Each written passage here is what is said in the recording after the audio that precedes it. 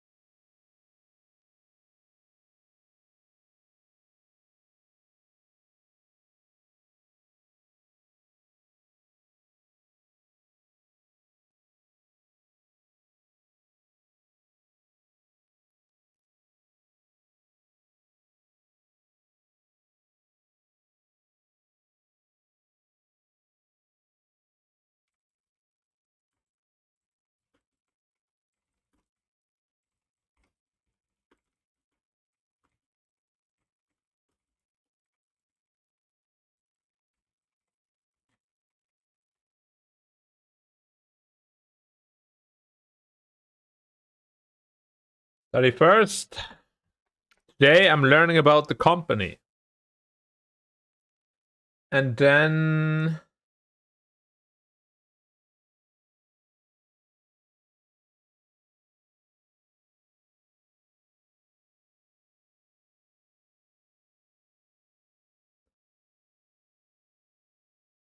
that's a hard part, man.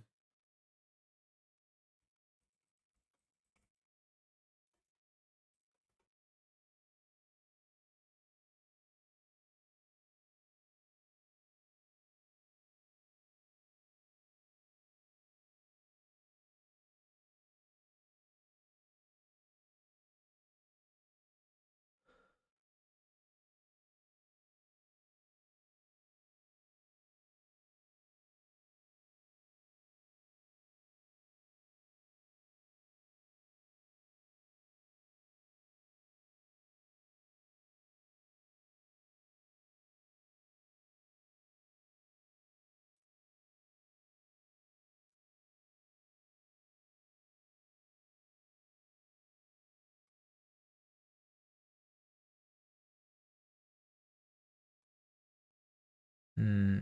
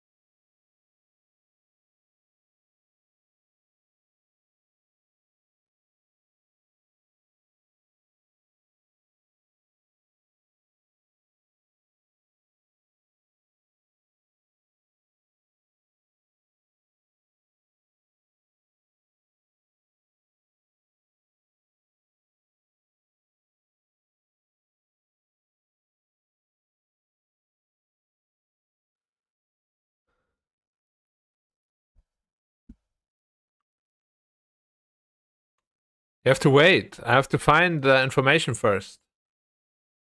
Why is it so hard to find information? History.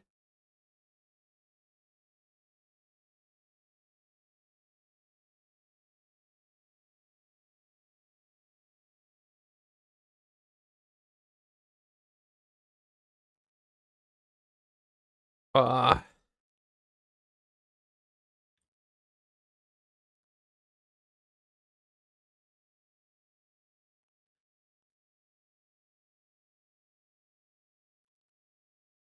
What do you mean? I'm moving.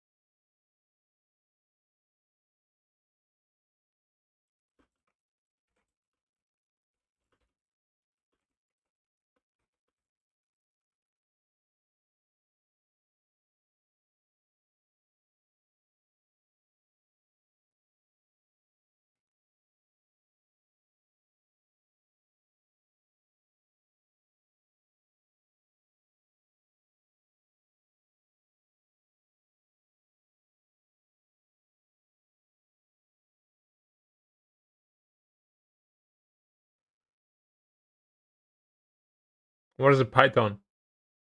Sorry. I'm a noob.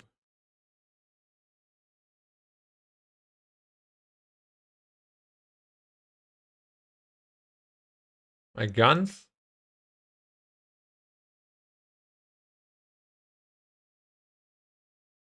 Whoa.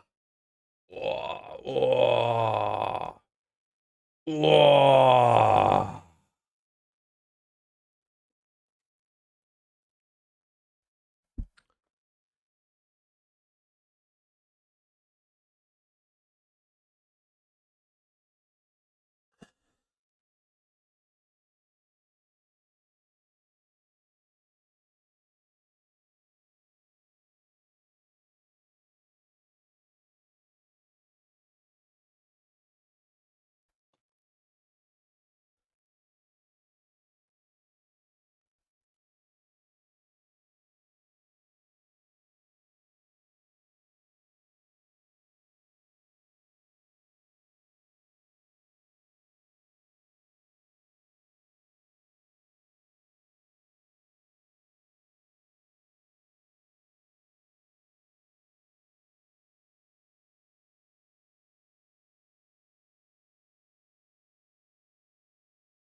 Too many, dude. I probably need an extra design. Special design.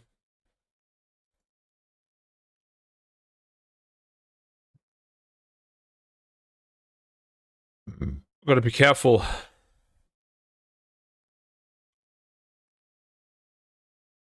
Sleeveless design, that's right. I'll be the sleeveless captain, dude. Can you imagine? Like a sleeveless captain with like massive arms and legs. And he just like walks towards you. I'm the captain of the plane. And everybody's like, okay, sorry. Sit down now. Yes, sorry. And then you do a passenger announcement. The seatbelt sign is on. Sit down now. And everyone's like, "Rrr."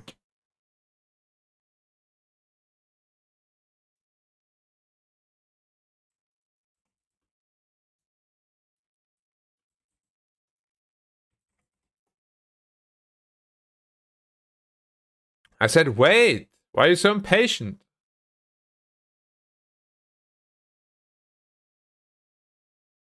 HR's probably not watching. If HR was watching, I would be immediately hired, probably.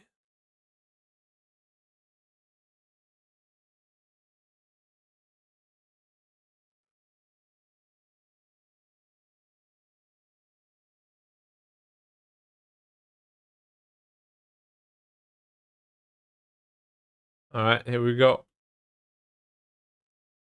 First.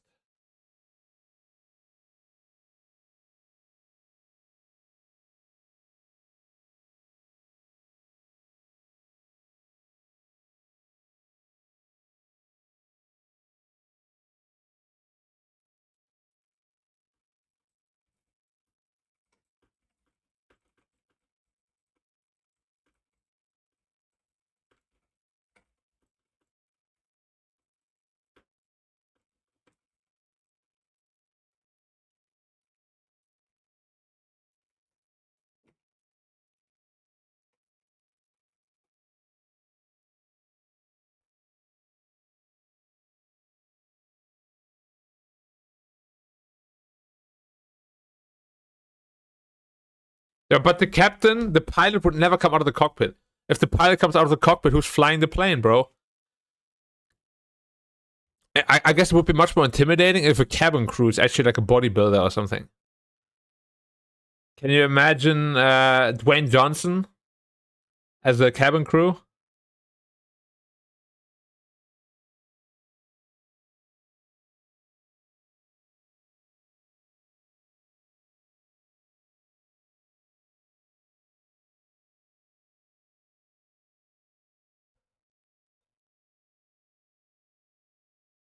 No, dude. Some of the passengers are also like insane.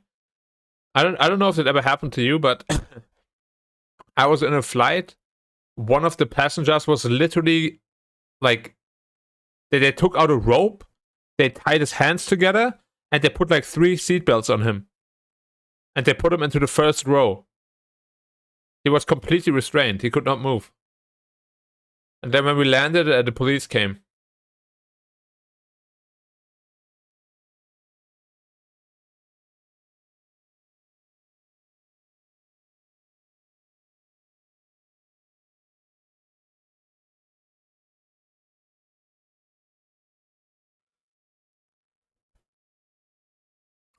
Okay, dude. Oh, this is gonna be so difficult already.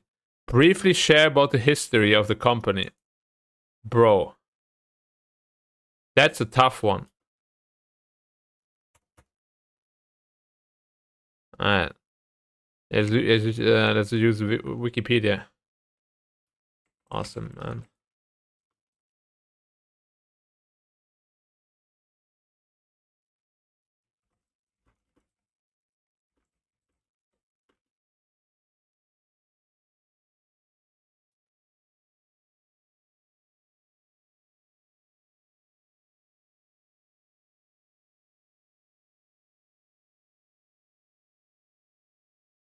I'm confused.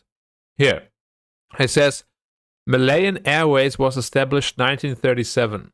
But then it says Malayan Airways was launched in 1947. So is it 1947 or 1937?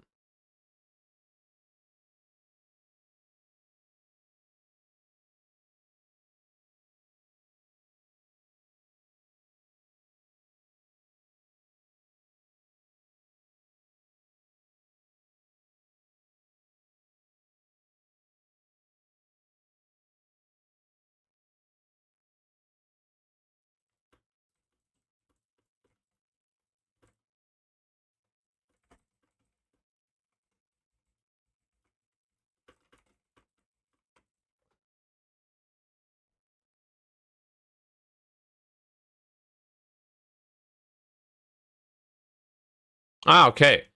So it was established in 1937, but it was only launched in 1947 due to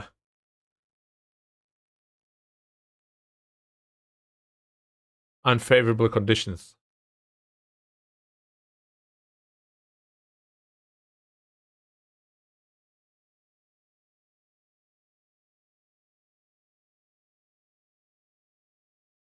Alright, so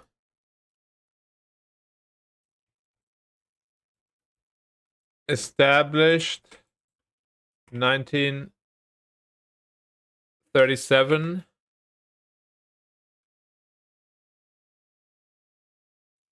but launch delayed to 1947 due to unfavorable market conditions.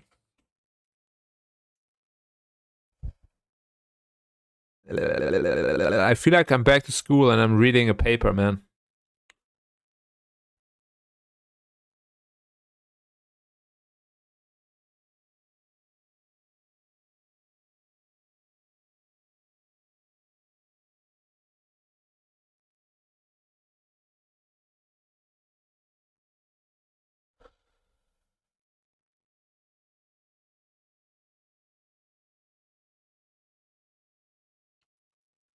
First flight was to KL, then other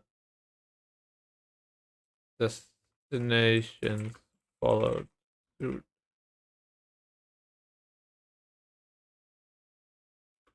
like Ipoh and Penang.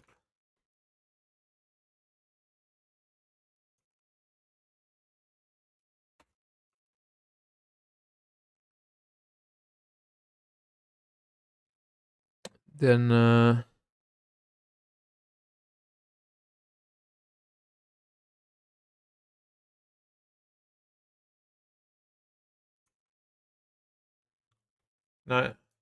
by 1955, due to expansion,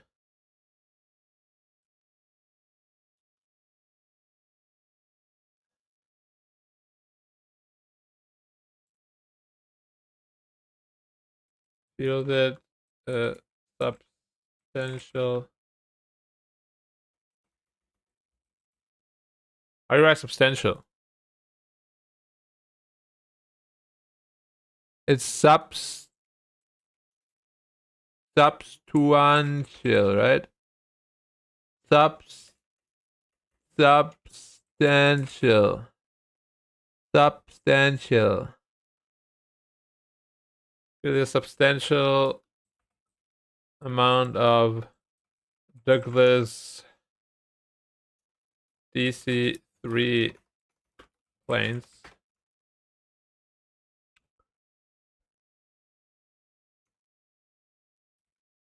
Went public in 1957. Bro, how's your history so long?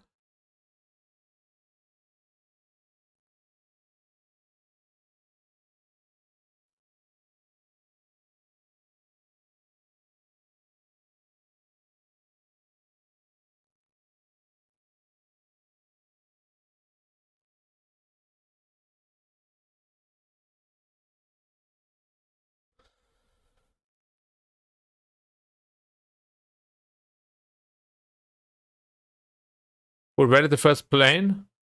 That was the Watts brothers. No, I forgot their name, dude. Who invented the first plane? The Wright brothers. That's right, not the Watson brothers. Watson is a shop in Singapore.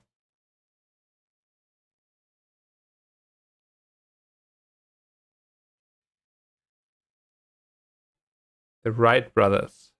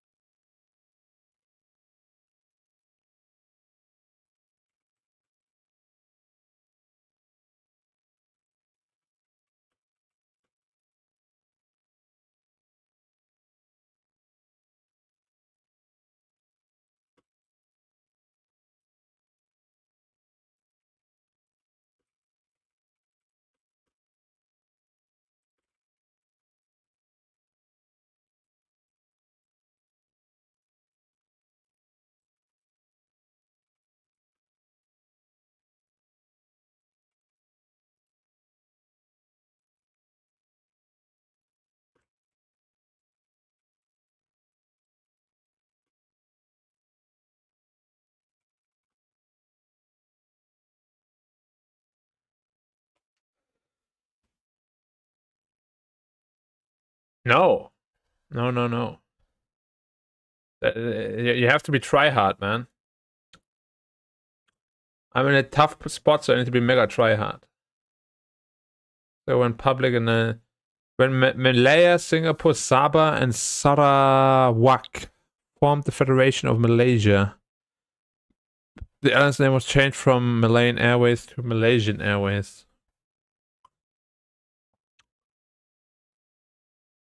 1963, due to the merging, renamed to Malaysian Airways. 1963, due to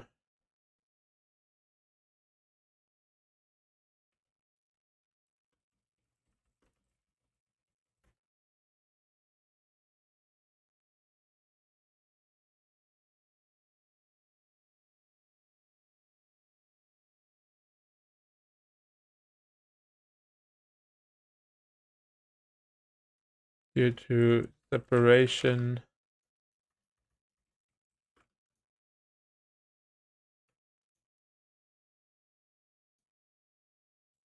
from the Federation into Malaysian Singapore Airlines. Oh, Malaysia Singapore Airlines.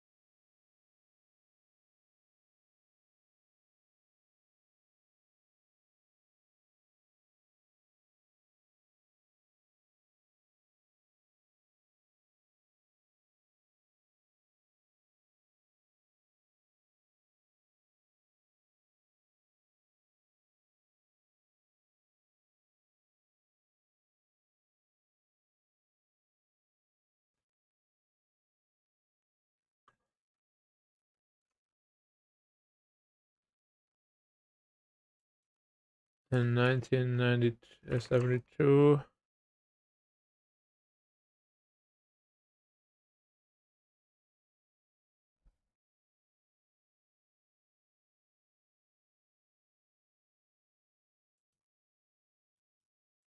Singapore Airlines wanted to focus mostly on only focus more on international travel in Malaysia.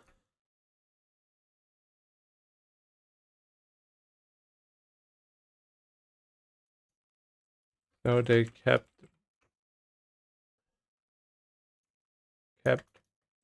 all of the Boeing 767 and 737 and retained the international routes.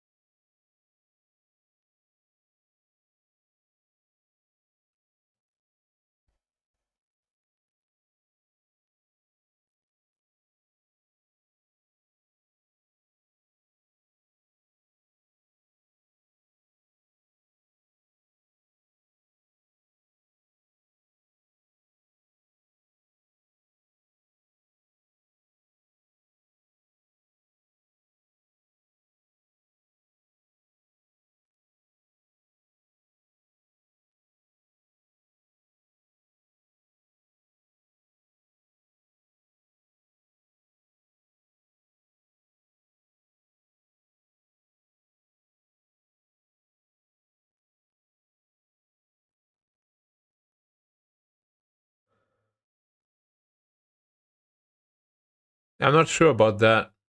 I hope they wouldn't ask like all the details. Like even this is already really difficult to remember. And it's just one question.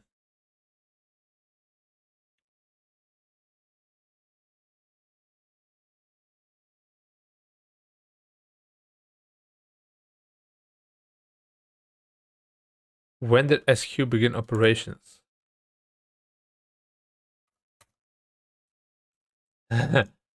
I see that's like the question. So technically 1947, right?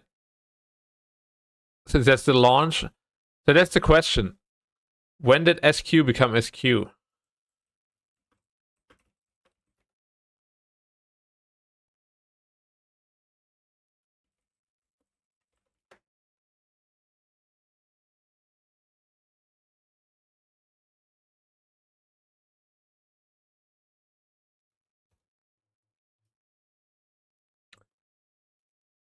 Well, technically 1947, but renamed to SIA on 19 India 1972.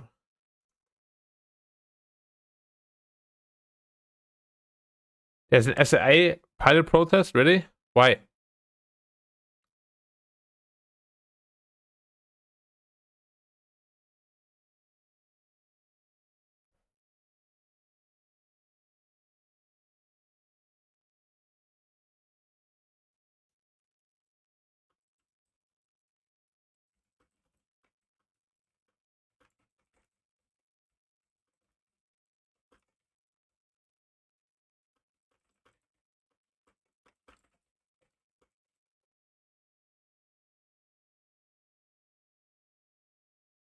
Oh, LKY, bro? How did he handle that?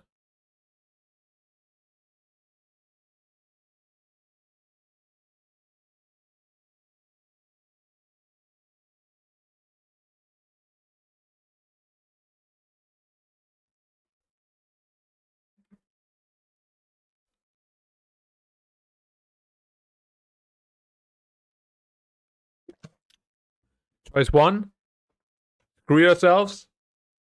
I will chop your family and you. Option one, option two, fly the plane, bitch. And they're like, okay, I'm flying. How many planes does SQ have, bro? Like 10,000, man. Do they actually want to know every single aircraft or what?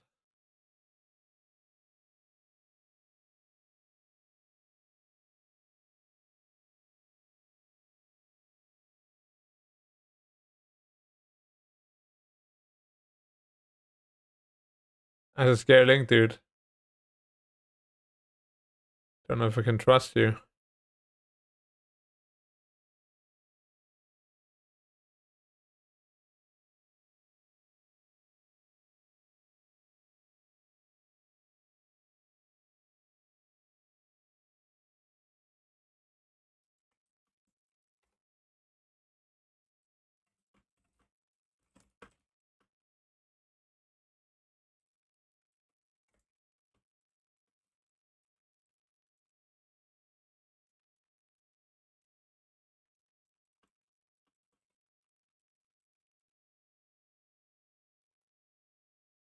No.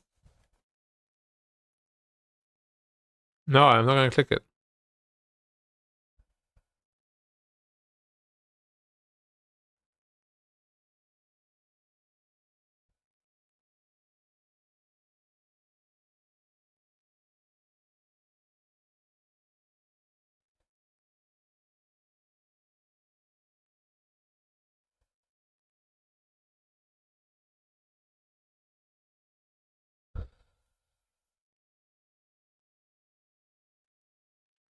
Exactly. What money? I was about to ask that.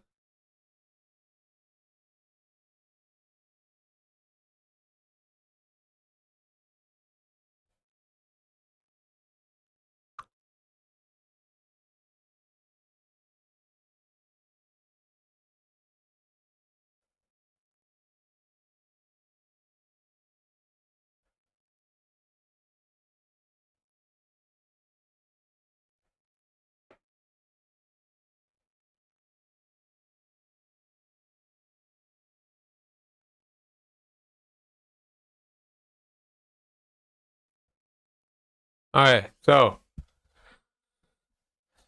A350-900. Airbus A350-900 ultra long range. Airbus A380-800. Boeing 737-800. Boeing 737 MAX 8. Boeing 777-300ER. What are all these names, dude?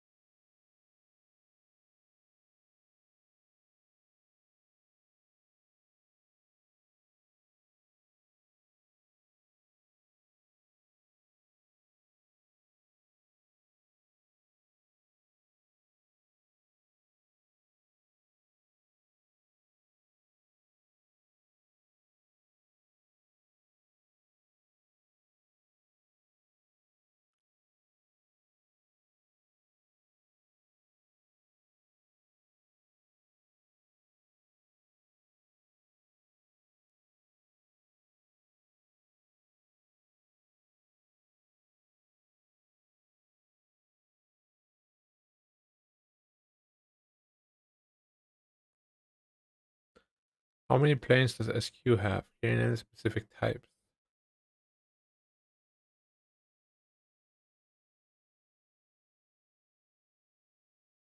No, I can't actually.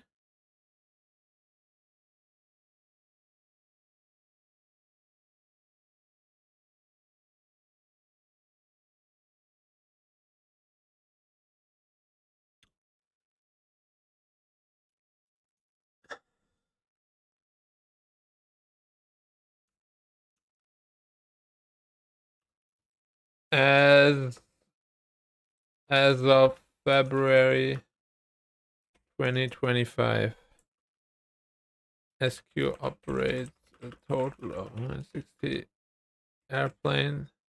aircraft with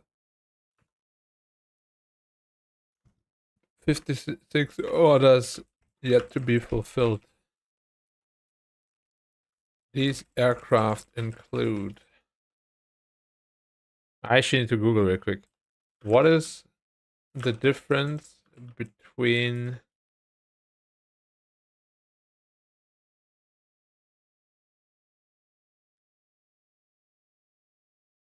Boeing 737 and 737-800?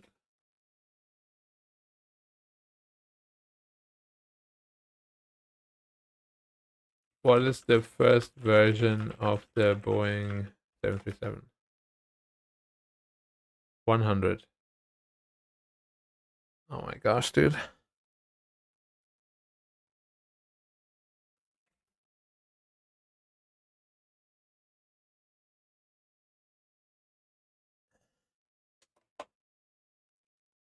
I need to be real quick. The toilet is calling.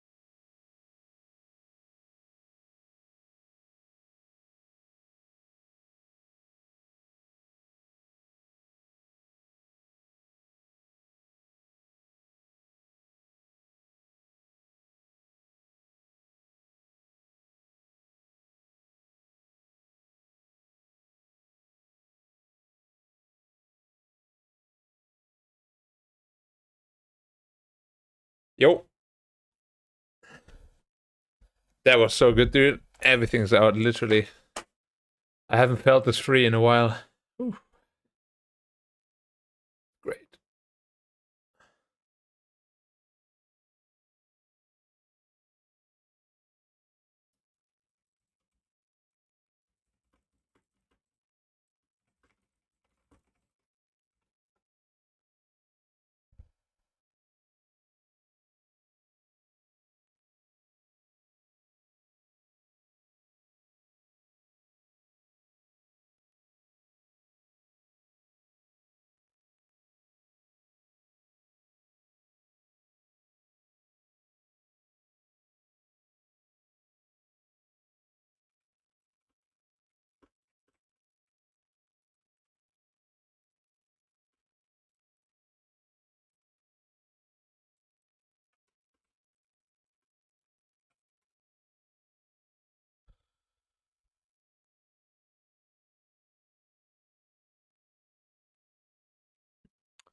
Alright, these aircraft include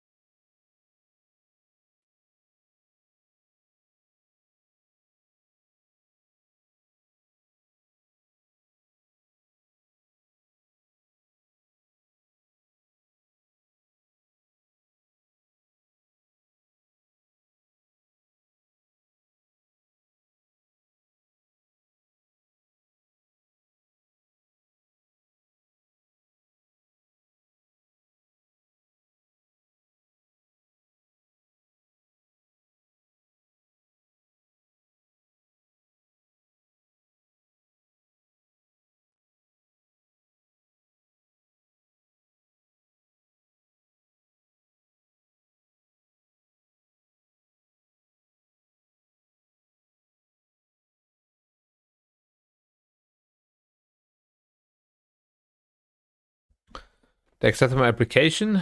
It means, I mean, it depends on what you mean by accepted.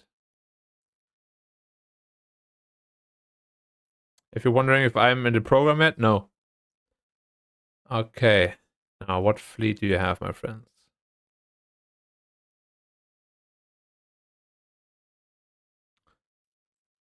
Airbus A350-900. Airbus A350-900.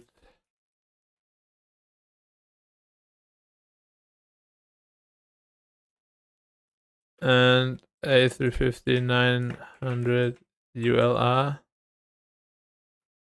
Airbus A380-800. Boeing 737-800. Boeing 737 MAX 8.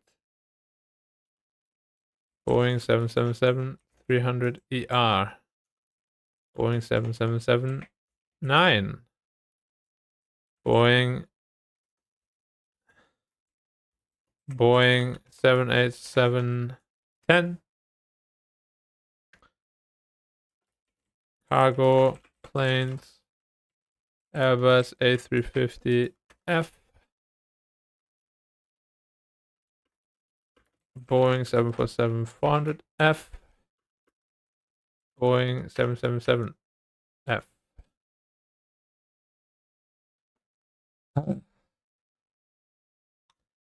A350-900, A350-900 ULR, A380, A380-800. That's about all I remember. 737-800, Boeing 737 MAX, Boeing 777-9. What is 300ER? What does Boeing 777-300ER mean? The Boeing stands for extended range, signifying The variant of 777-300 is designed for longer haul flights than the standard 777. Okay.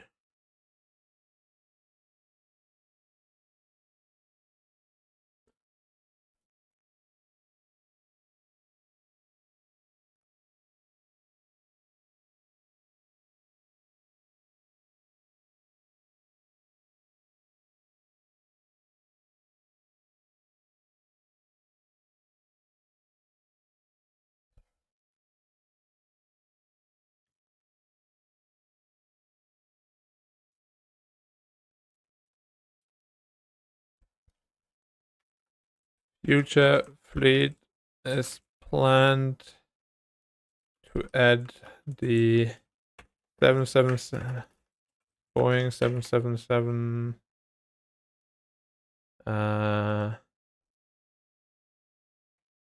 9 and the Airbus A350F.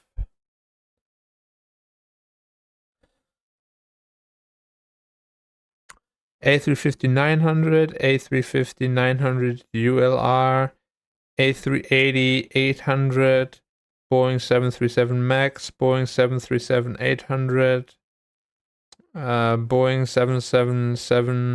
777-300ER, Boeing 777-9,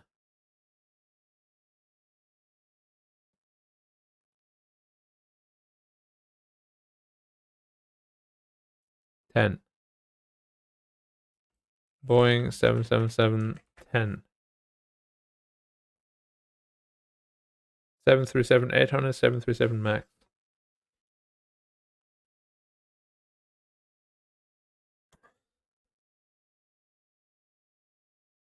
Airbus A350-900, A350-900 ULR, A380-800, Boeing 737-800, 737 MAX, 777 300ER, 777-10, cargo planes, 300, A350, 400F, Boeing 747F,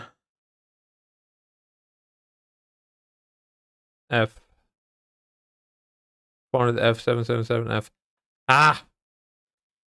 Future fleet is planning to add the Boeing 777-9 and the Airbus 400F, A350F.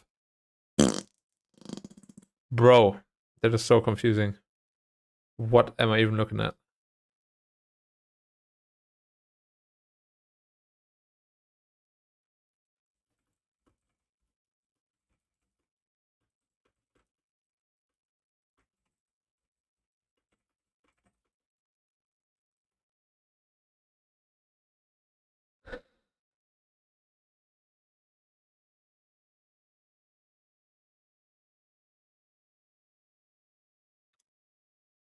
Question 4.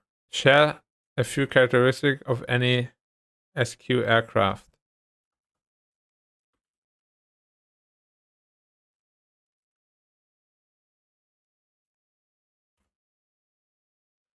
What is a characteristic of a plane?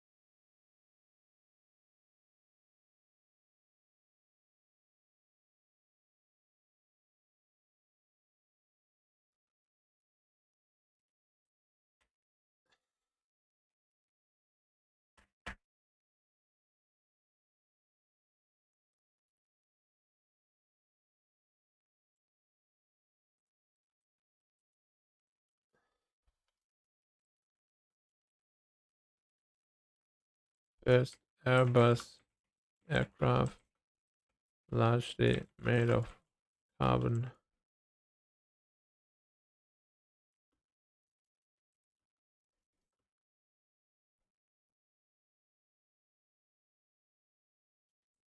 Making it lightweight, fuel efficient,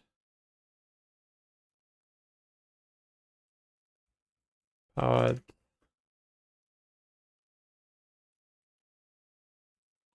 by Rolls-Royce brand XWB engines, which are known for fuel efficiency.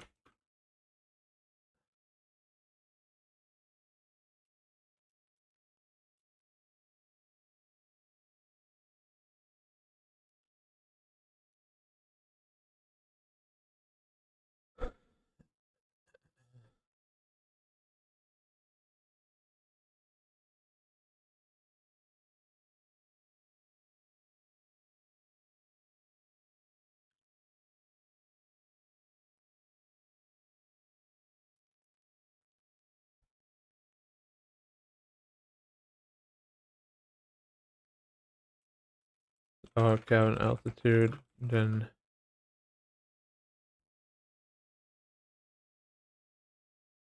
older aircraft, leading to more comfort.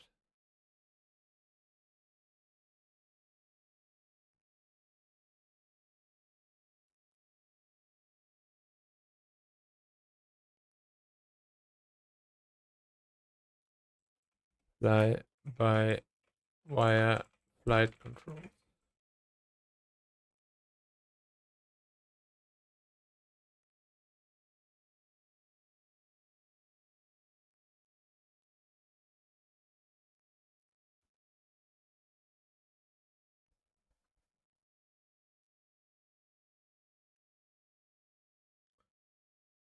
Okay.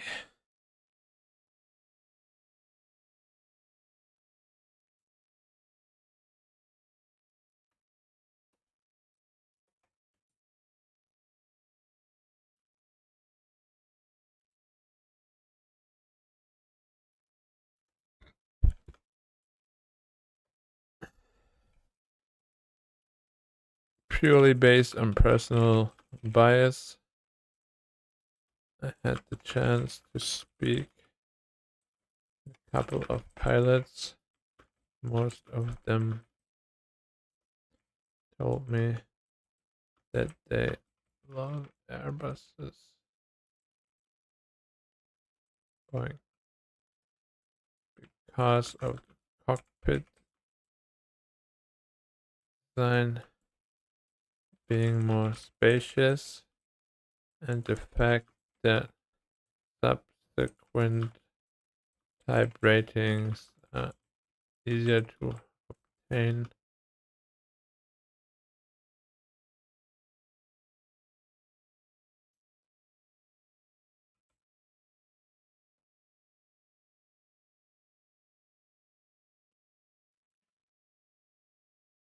What do you know about SQ?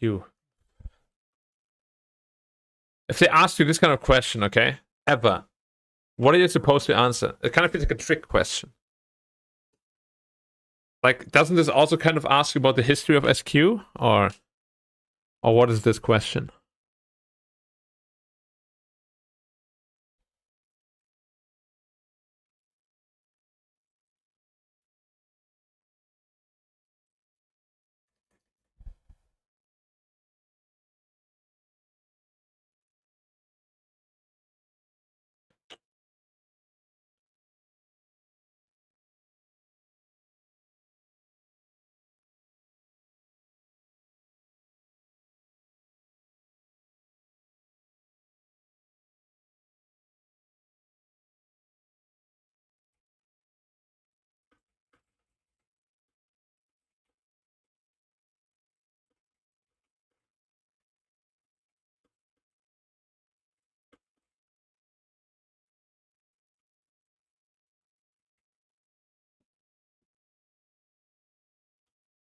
No.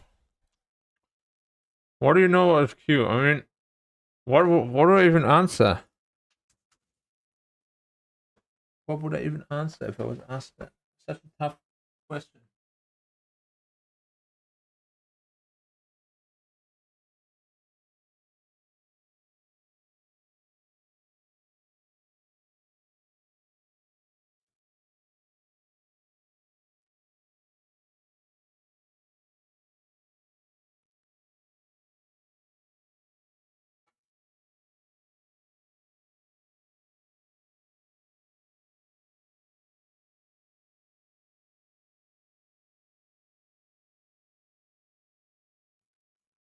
In all seriousness, though, if a company asks this kind of question,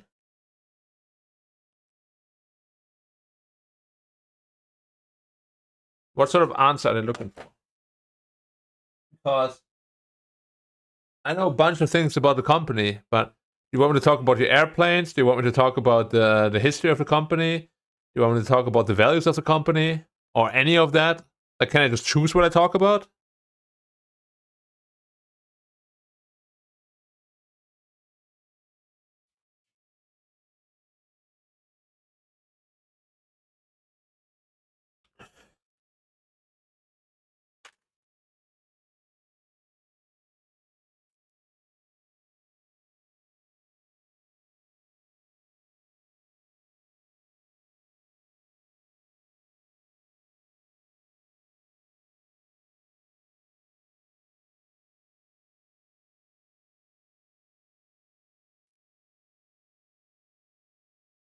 Yeah, but like, what am I supposed to talk about?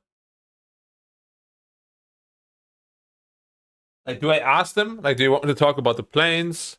Do you want me to talk about the company? What would you like to know? Or how do you approach this question?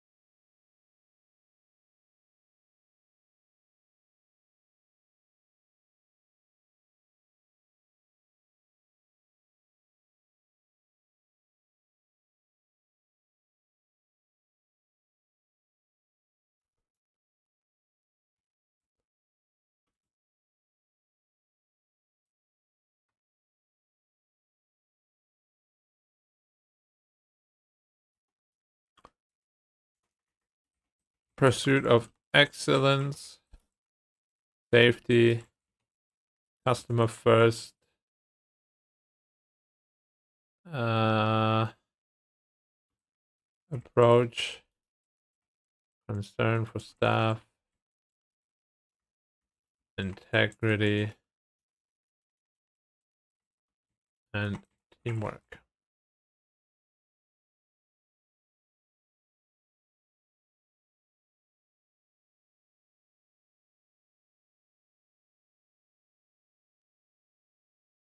What are the latest news and developments for SQ?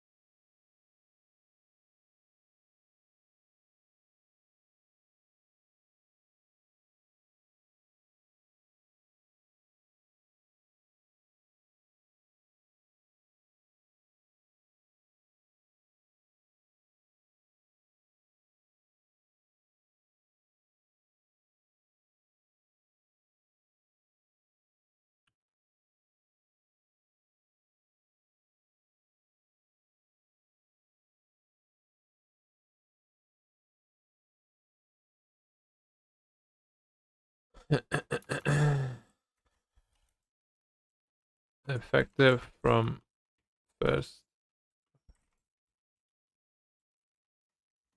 charging of power banks in flight prohibited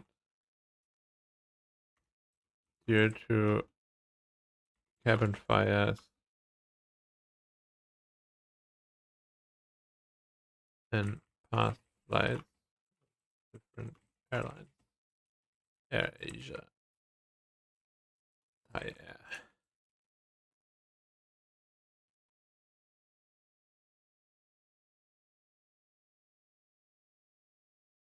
What is SQ's current stock price? Jesus Christ.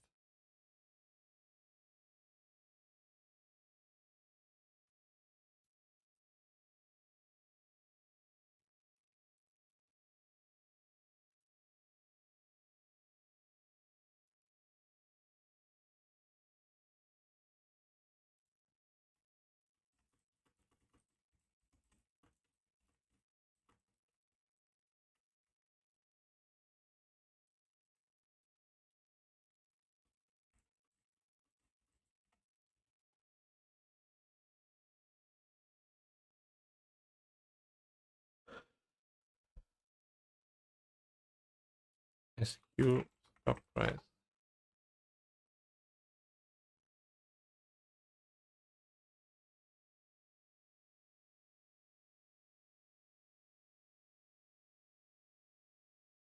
I don't know anything about stocks. How do I find the actual stock price?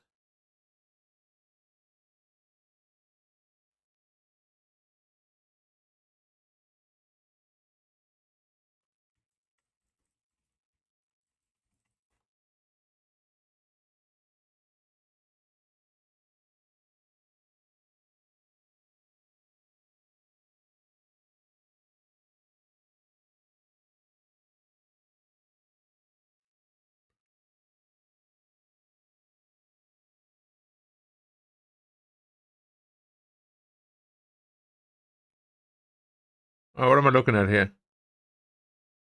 How much does it cost? $6.65? Isn't it really cheap? So I could just buy like 100,000 of these or what, if I wanted to.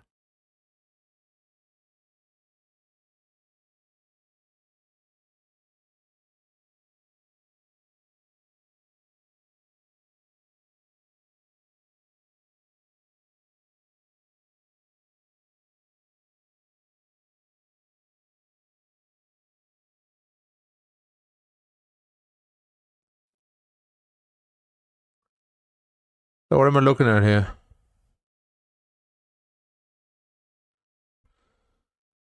$6.65.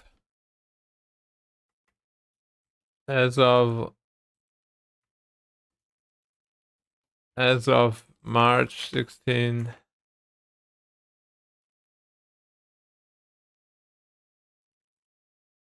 it is roughly 6.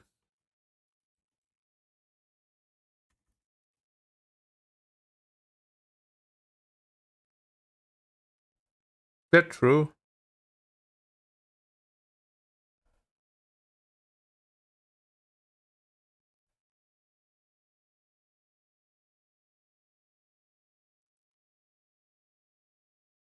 I said March 13. Why did I write 16? Oh, fuck you, dude.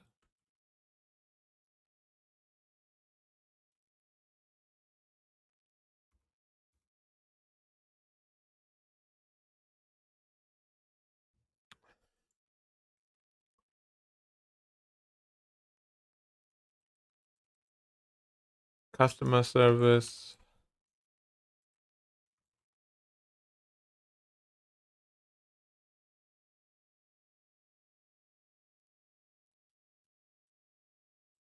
Investments.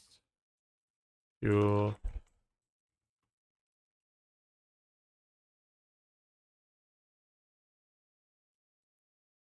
Uh,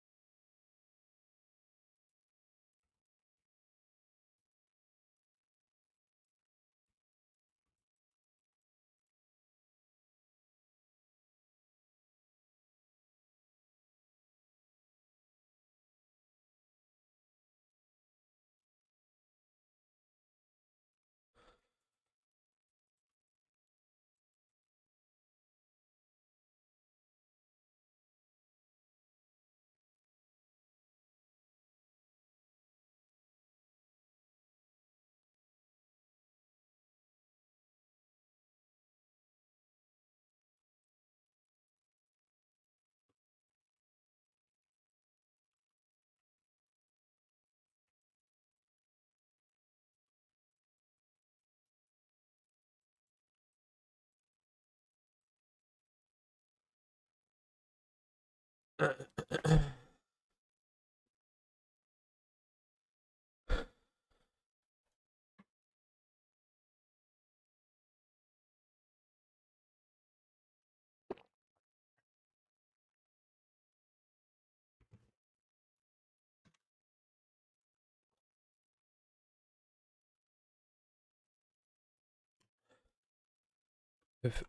SQ continues to go down the path.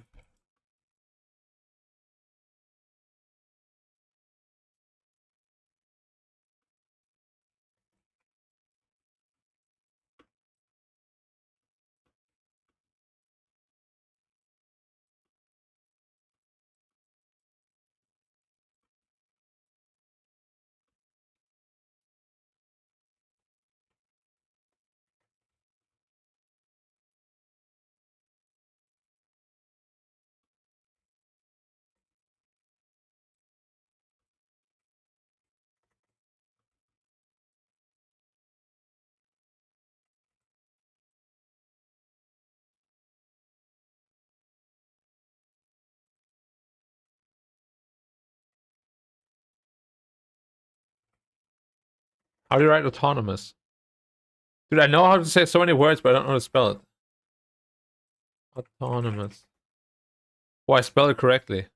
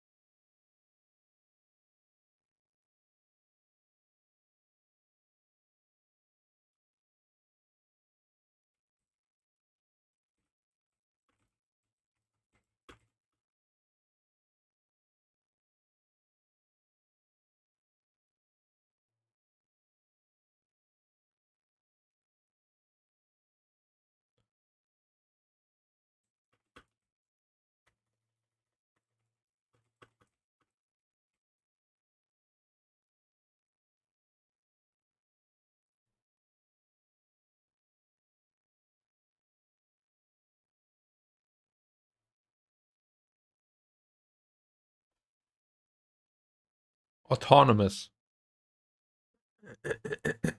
Spell autonomous.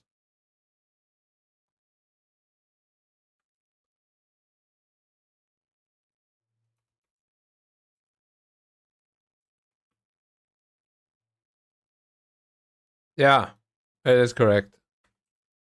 I don't know why I thought it's wrong. I like this word autonomous, but it's probably just because I watched Dragon Ball and his like final form is autonomous Ultra Instinct. That's really the only time I really started looking at that word.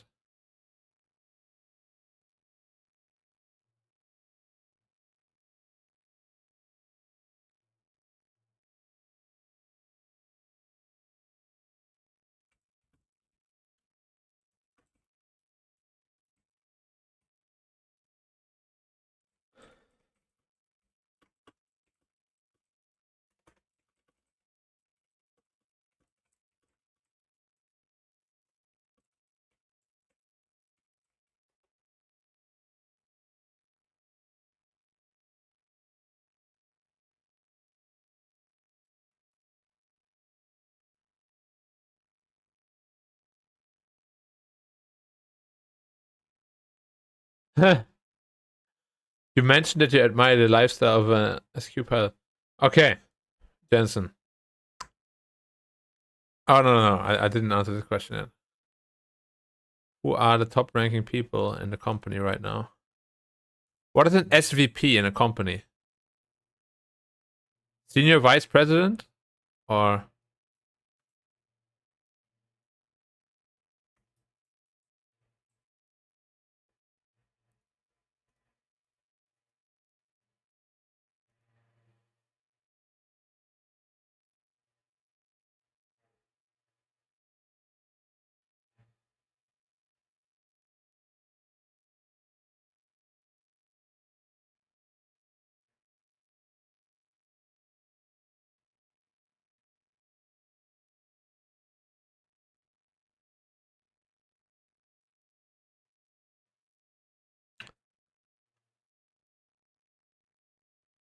What is the CEO? What does that stand for again? Chief Executive Officer.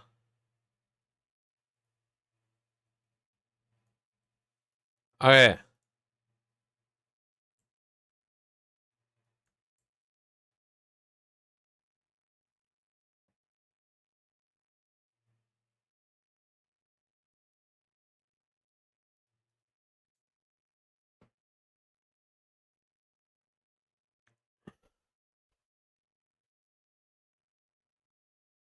So CFO is Joanne Tan.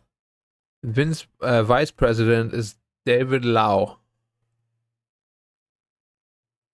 Dude, can you imagine me pronouncing all these names wrongly because I'm like this Caucasian guy? Peter Shaw Lim Huat. Dude, they're gonna eye roll me. Go Chun Fong. Go Chun Fong.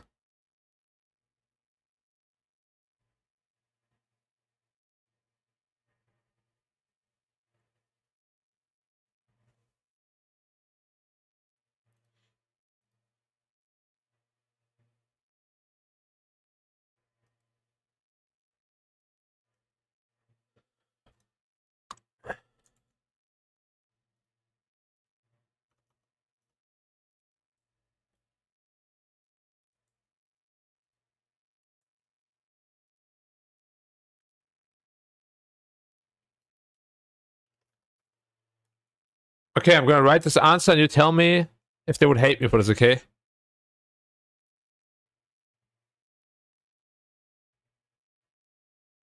I would. I would. I would. Let's start my flying journey as soon as possible so that I can become the best possible pilot I can be as soon as possible. I have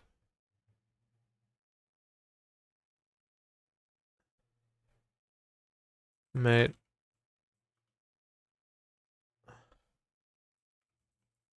experiences when flying with SQ due to their very friendly flight crew. I had the chance to visit the cockpit a couple of times. The pilots were very encouraging to me.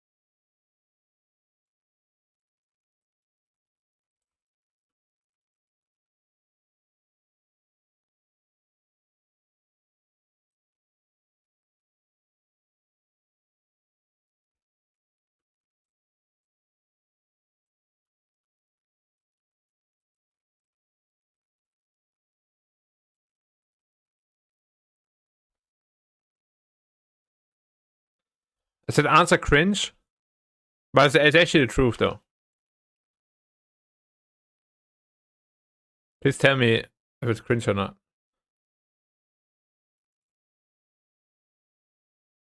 If I was the best pilot, well, it means your airman skills are the best they possibly can be. You know, like just the best version of yourself as a pilot. Will you ever reach that version? Who knows? Maybe that version is when you're like 50, and then after that you stagnate. You know, maybe that version is when you're 65, because you're constantly getting better, right? But at some point, you will probably reach your limit, your best, at which, you know, at which you will be known as the monster of the sky.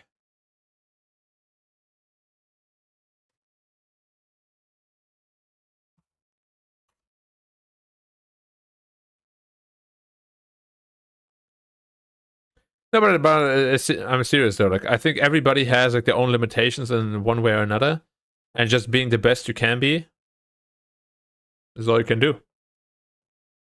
What does it even mean? What is the difference between an SQ and a Scoot pilot? Like, what is the difference? They're both pilots. They're both flying airplanes. Is this like a trick question?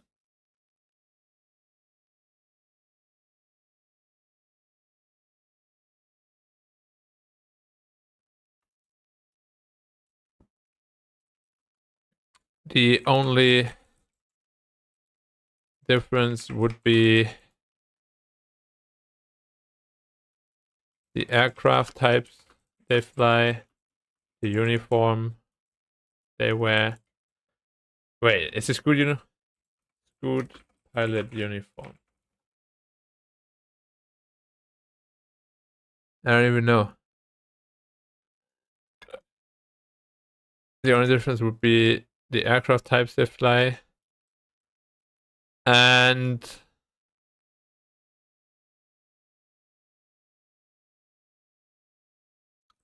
that Scoot has to... Oh, I don't know. What kind of... The difference is the aircraft types they fly.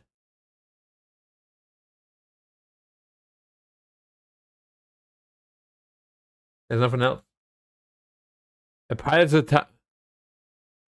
pilot's a pilot. Like, you're not a better or worse pilot just because you fly for, most prestigious airline. I mean, I don't know if it sounds right, but that's the truth, right? Like, you gotta be a good pilot either way. But what do you mean by higher standard? The standard is that the airplane arrives safely.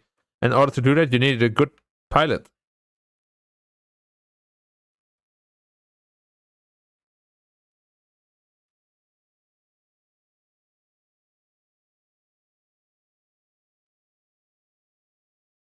I mean, you could say that there's additional pressure, potentially additional pressure for SQ pilots due to the prestigious name and global presence of the company. That's the only thing I could think of. That sounds somewhat smart.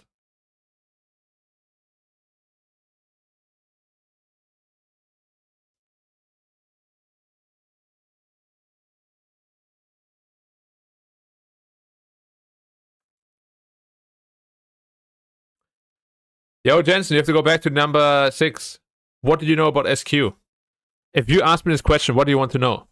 Can I tell you what I want to talk about, or do you want to know something specifically? Like, can I talk about the history? Can I talk about the airplanes? Can I talk about like what do you want me to talk about? Anything? Yeah, but what do you mean by how much I know? So do I talk about anything, or do I tell you everything? So do I start with the history and then go to airplanes and then go to the important people in the company and then the stock price and everything, or just one thing and that's enough? So you literally just want me to stand there and talk for like 5 minutes about the company? Or what?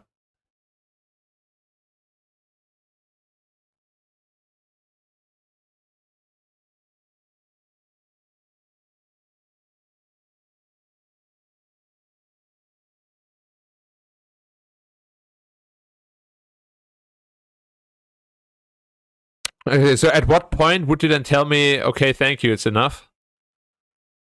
10 minutes later, and then it's 1 hour later, and then also 1 day later.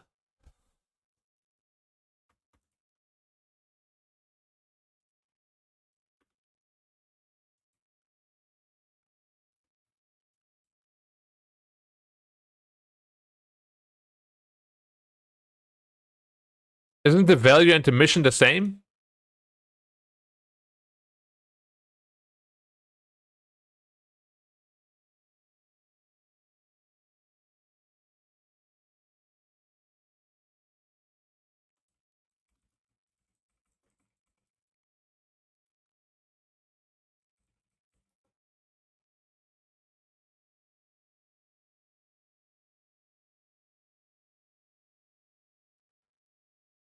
Oh, the post that all the airlines write. This one, right? Oh, I think I got it. Mission,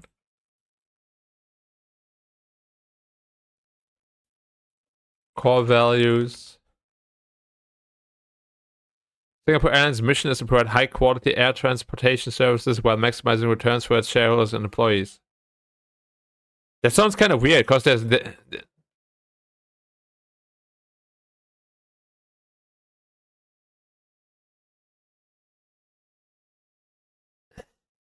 no. They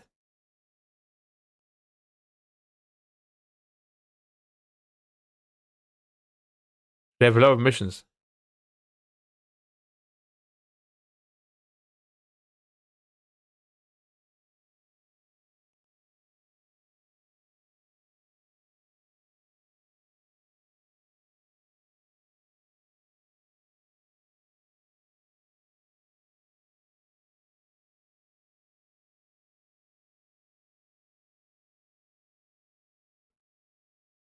Alright, the mission changed, I think. Do you think they updated their website? It's a new mission statement. Because I was about to say that sounds kind of weird. This is the new mission statement. Because there was no mention of any customer. Yeah, this sounds much more like it. Singapore Airlines welcomes all customers and aims to provide a safe, secure, and seamless travel experience with the highest quality of service. That sounds way better.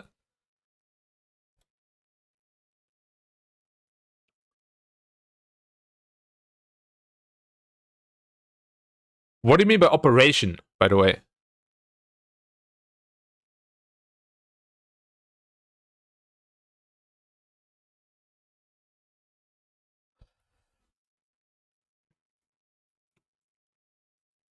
I did apply for Scoot and made it to the final interview.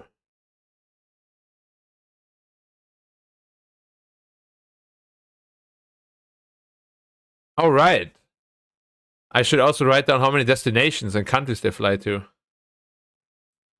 How many destinations and countries does SQ fly to?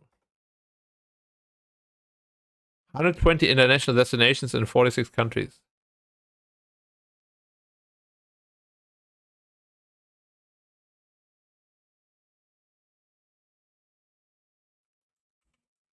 Flight operations 120 over 120 international destinations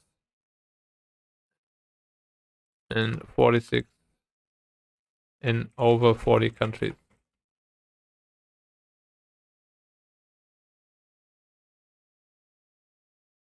They don't say how many countries.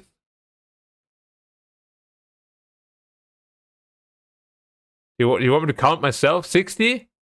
1, 2, 3, 4, 5, 6, 7, 8, 9, 10, 11, 12, 13, 14, 15, 16, 17, 18, 19, 20. 1, 2, 3, 4, 5, 6, 7, 8, 9, 10, 11, 12, 13, 14, 15, 16, 17, 18, 19, 20. 1, 2, 3, 4, 5, 6, 7, 8, 9, 10. 1, 2, 3, 4, 5, 6, 7, 8, 9, 10. 60 countries. Jesus.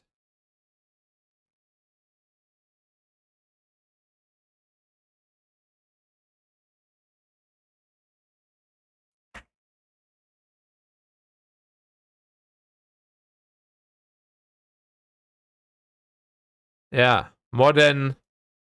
But it's exactly 60. So what do you say there? More than 59 destinations. Or what?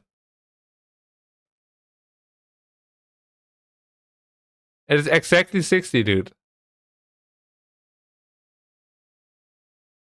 Wait, 248 cities, bro?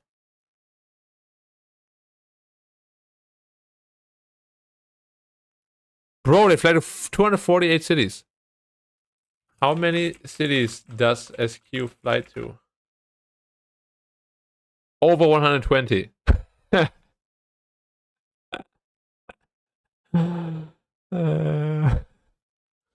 How many cities? Does Singapore Airlines fly to more than 200 destinations? No. Singapore Airline, including a subsidiary Scoot, flies to over 120 destinations, not more than 200.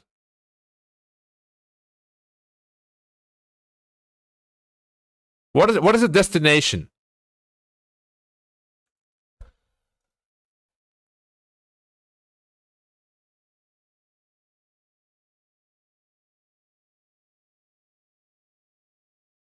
Is a city a destination? Or is a. Yeah, but okay. You go to the city page in Singapore Airlines, it says 248. Then you go to the route map from Singapore Airlines, it says over 120. So is it 248 cities or is it 120 destinations? Which should I put? It's weird. It's on the same website. Do they update it?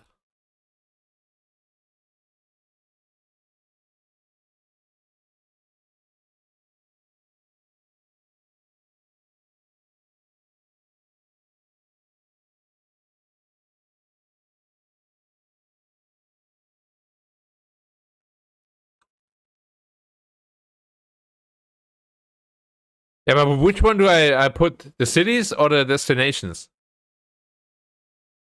I'm just gonna say what they say on the website. Over 120 destinations. In how many countries does SQ fly to?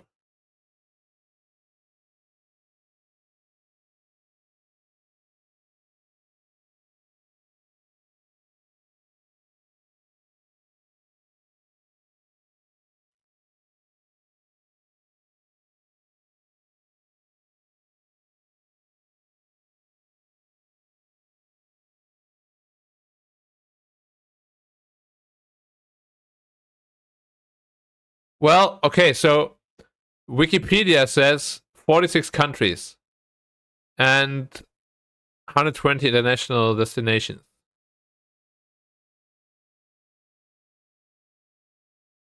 So in over 40 countries,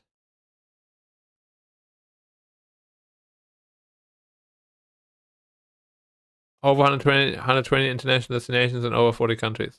Done. I did school made it to the final interview.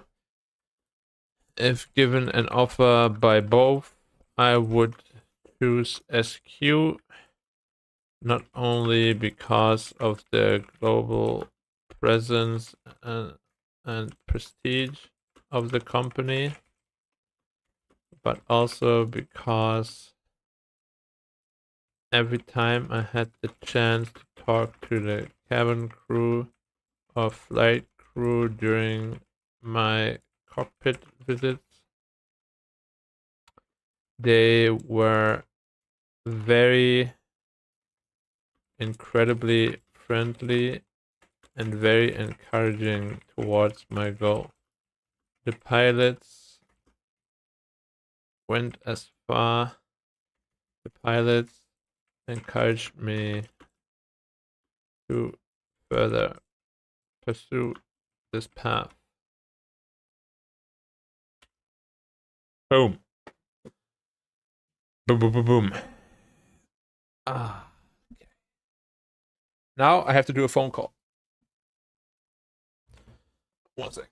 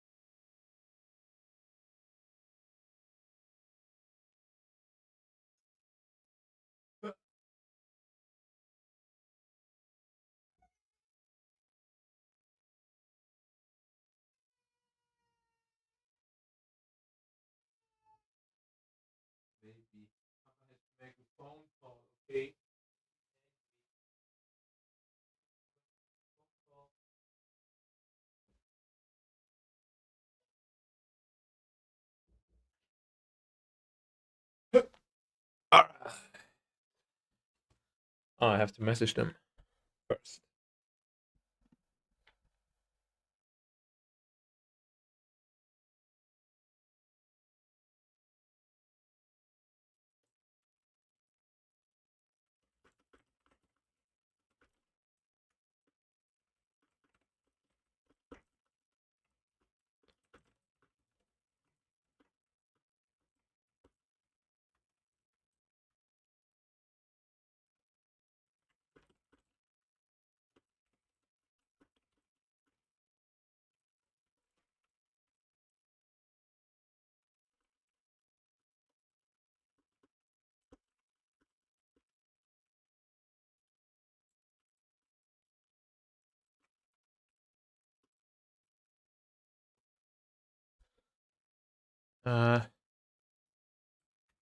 Ready whenever you are.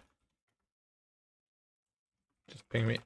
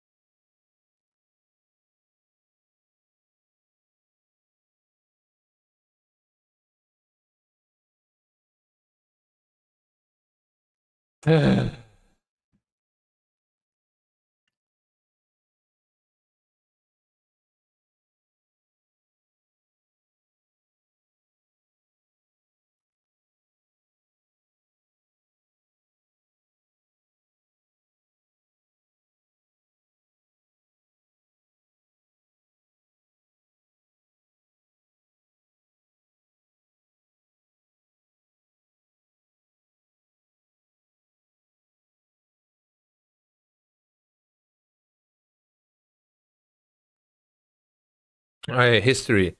Established in 1937, but the launch was delayed until 1947. The first flight was to KL, and then they started offering more destinations afterwards, mostly to Ipoh and Penang. In 1955, they acquired a substantial amount of Douglas DC-3 aircraft and then opened to the public in 1957. I don't know the rest. And 1963, due to the merging, they became Malaysian Airways. Then in 1966, due to the separation from the Federation, they became Malaysian Singapore Airlines. Then in 1972, they became a Singapore Airlines, or Singapore Airlines became its own entity.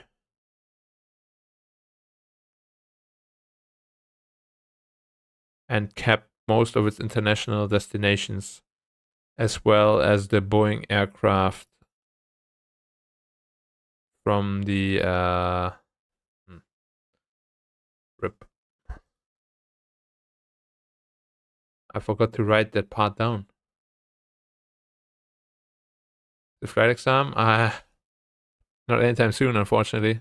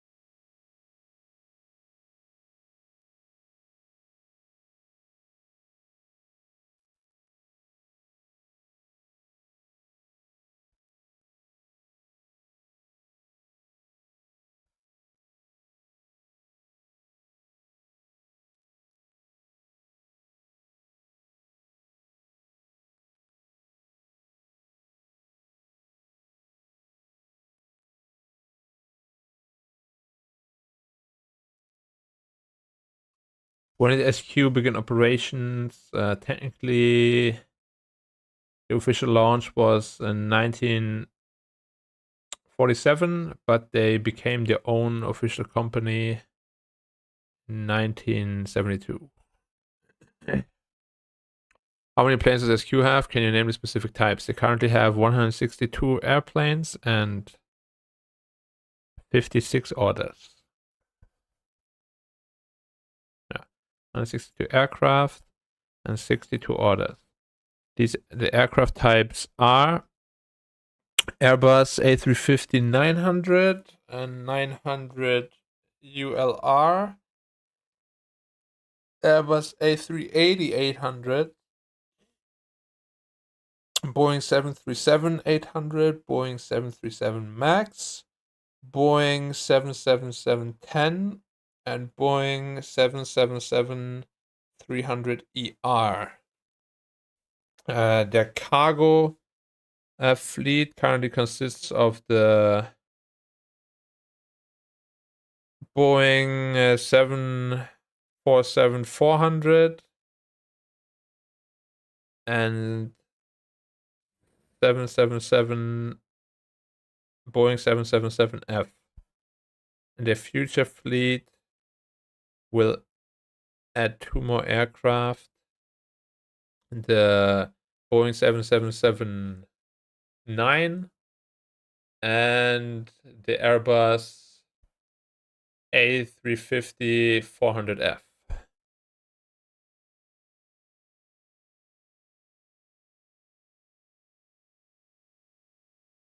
Why do I keep saying 400?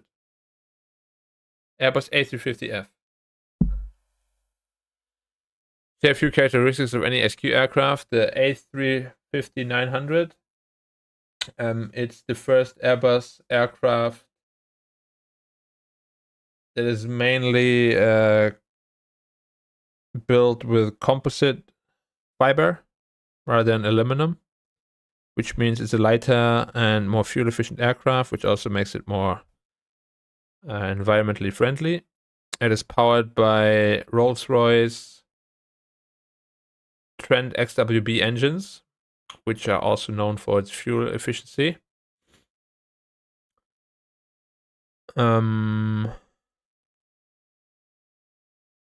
It has a trademark fly-by-wire flight system to reduce workload for the pilots. And what else?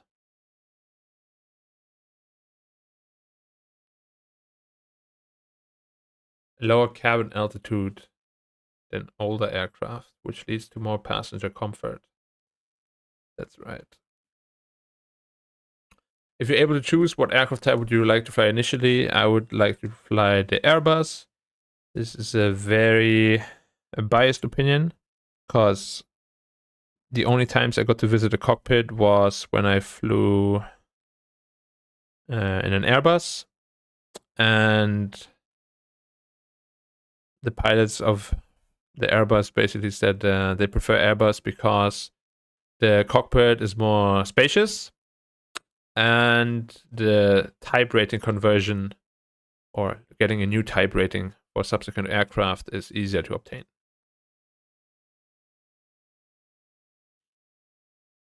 What do you know about SQ?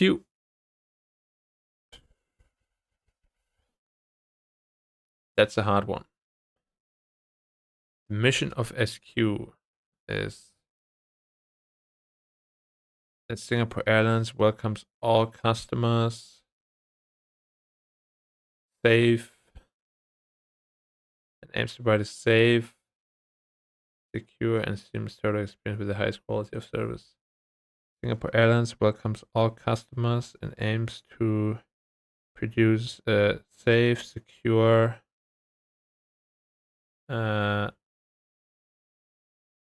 and seamless travel while offering the highest quality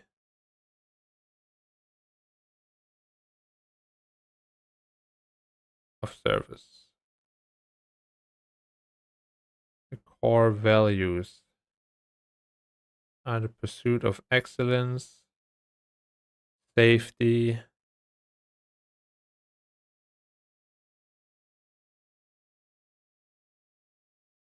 customer first approach, concern for staff, integrity, and teamwork. They fly to over 120 international destinations and to over 40 countries.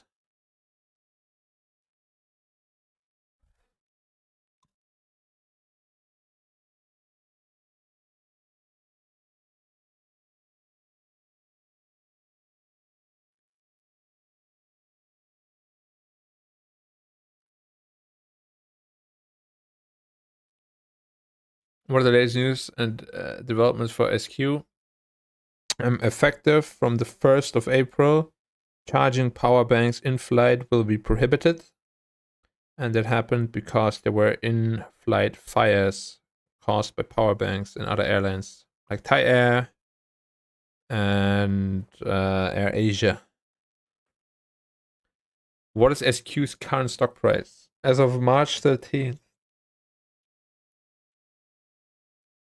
there's 6.65 SCD, which I still can't believe.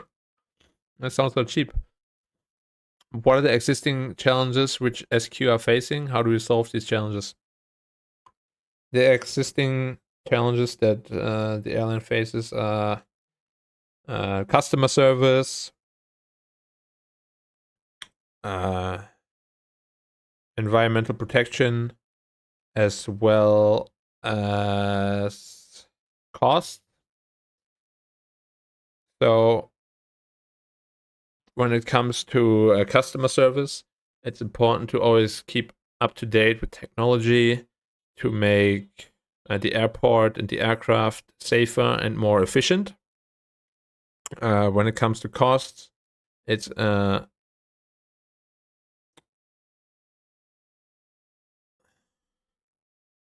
do you say that?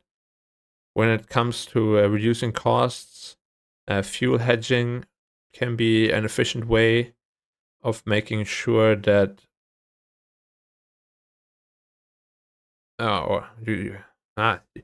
stop talking so much, dude. Just say the one thing, okay? Fuel hedging could be a good way of cutting costs. Done. Don't explain why. If they want to know why, they'll ask, okay? Just stop explaining everything, man. Oh, this is so annoying.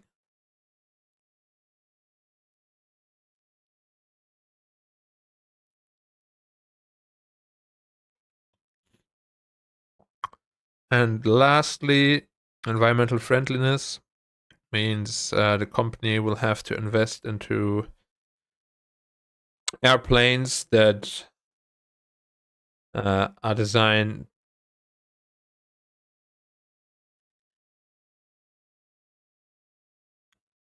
the company will have to invest into a better designed aircraft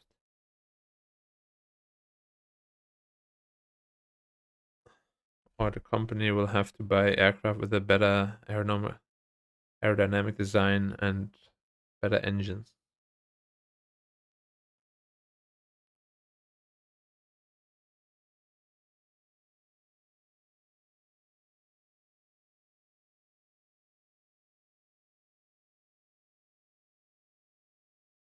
How do you solve the challenges? Customer service.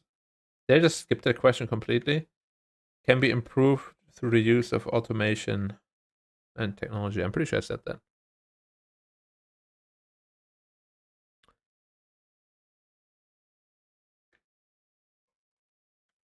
What do you think of the future of SQ? How can it continue to compete effectively in the aviation industry? If SQ continues to do what they're doing right now, I foresee no problems in the near future because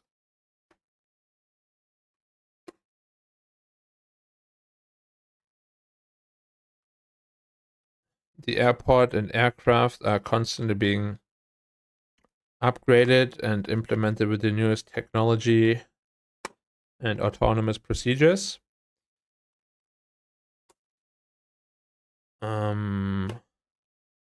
Which means their customer service is outstanding.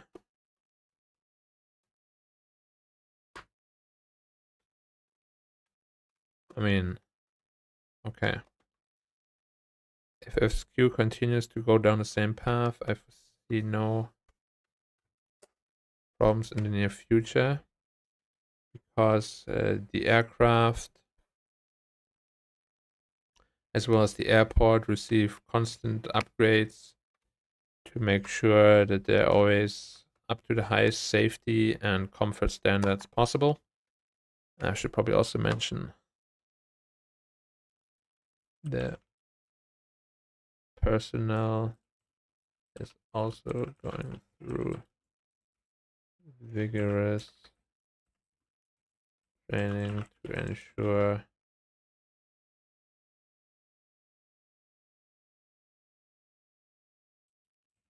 high standard, a high operational standard.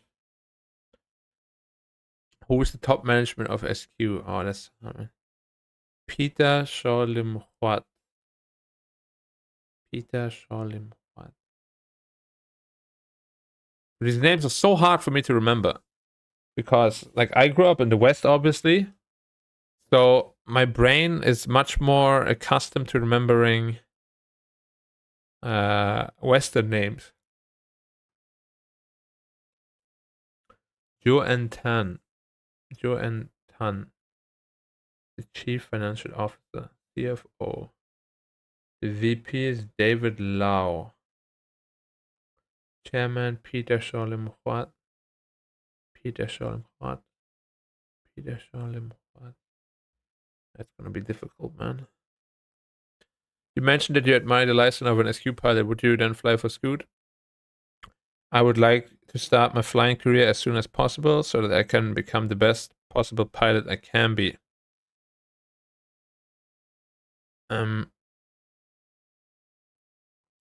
So while I would definitely fly for Scoot as well, it would be an honor for me to represent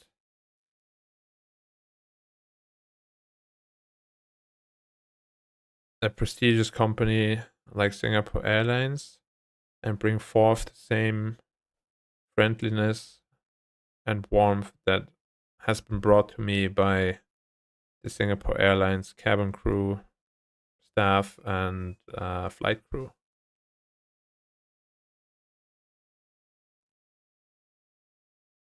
What are the differences between SQ and Scoot pilots? I'd say the only real difference is that the types of aircraft flown are different. And there is potentially added pressure for SQ pilots because of the global presence of the company and the prestigious and the prestige the company holds globally. Yeah, like remembering these names is really difficult for me. I hope they do not ask that. Did you apply for Scoot Cadet Pilot Program? If given the offer by both SQ and Scoot, which one would you choose? I did apply for Scoot and made it to the final interview. If given an offer by both, I would rather fly with SQ. Now, this is not only because of the prestigious nature and the global brand the company holds, but also because on some of my flights, when I got the chance to visit the cockpit, the flight crew, the pilots were very encouraging. And the pilots were incredibly friendly to me and encouraged me to pursue this career path, and took some of the time to talk to me about it.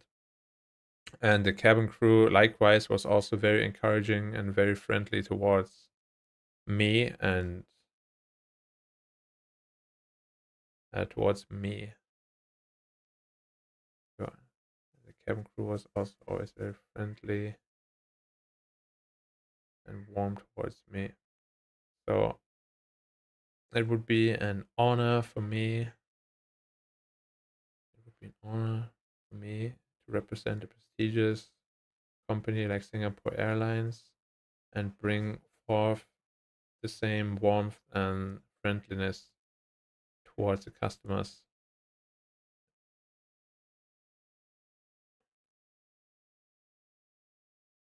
Whoops. Call you right back.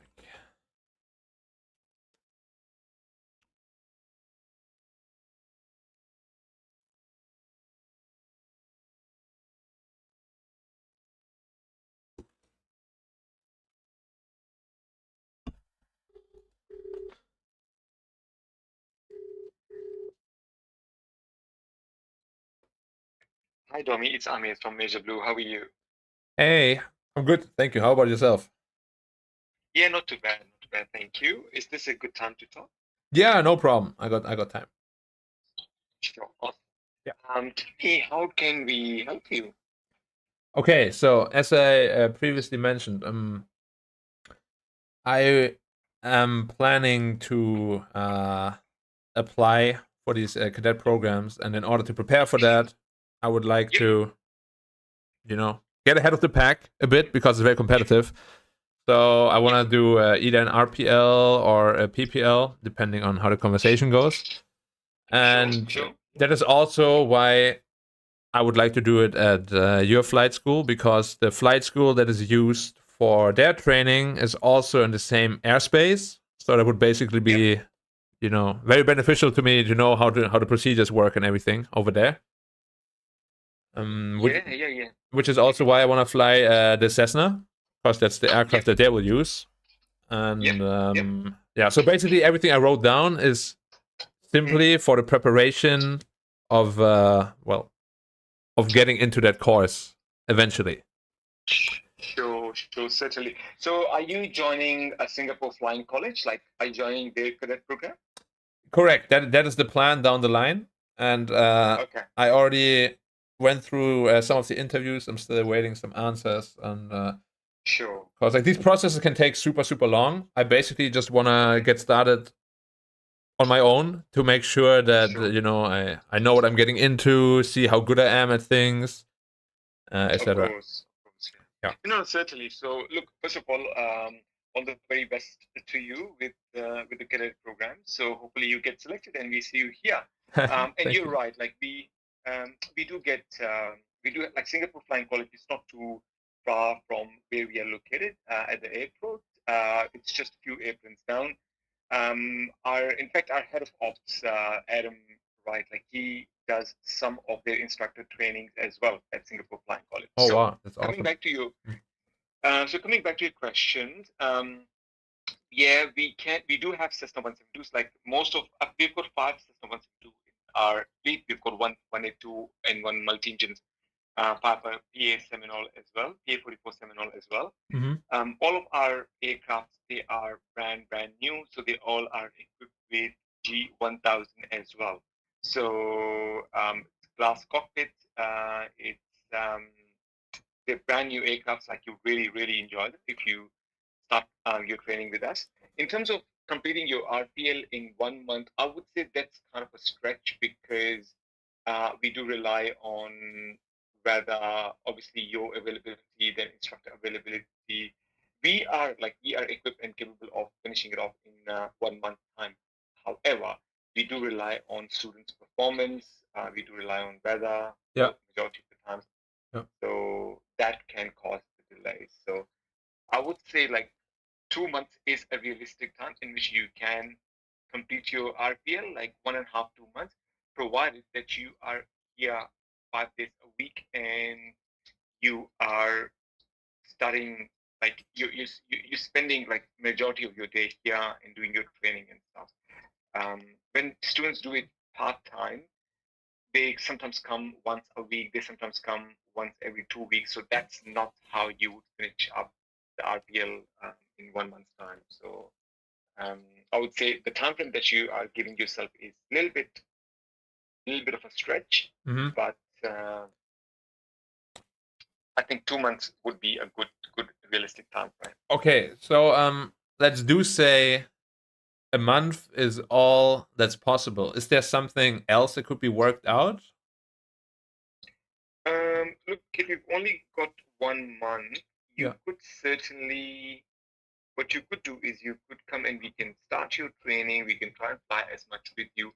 But if the weather doesn't hold up, then it's going to be quite tricky, to be honest. Like we don't want to be promising. Like we can't really promise because in aviation, you would know that we are reliant on a lot of other external factors.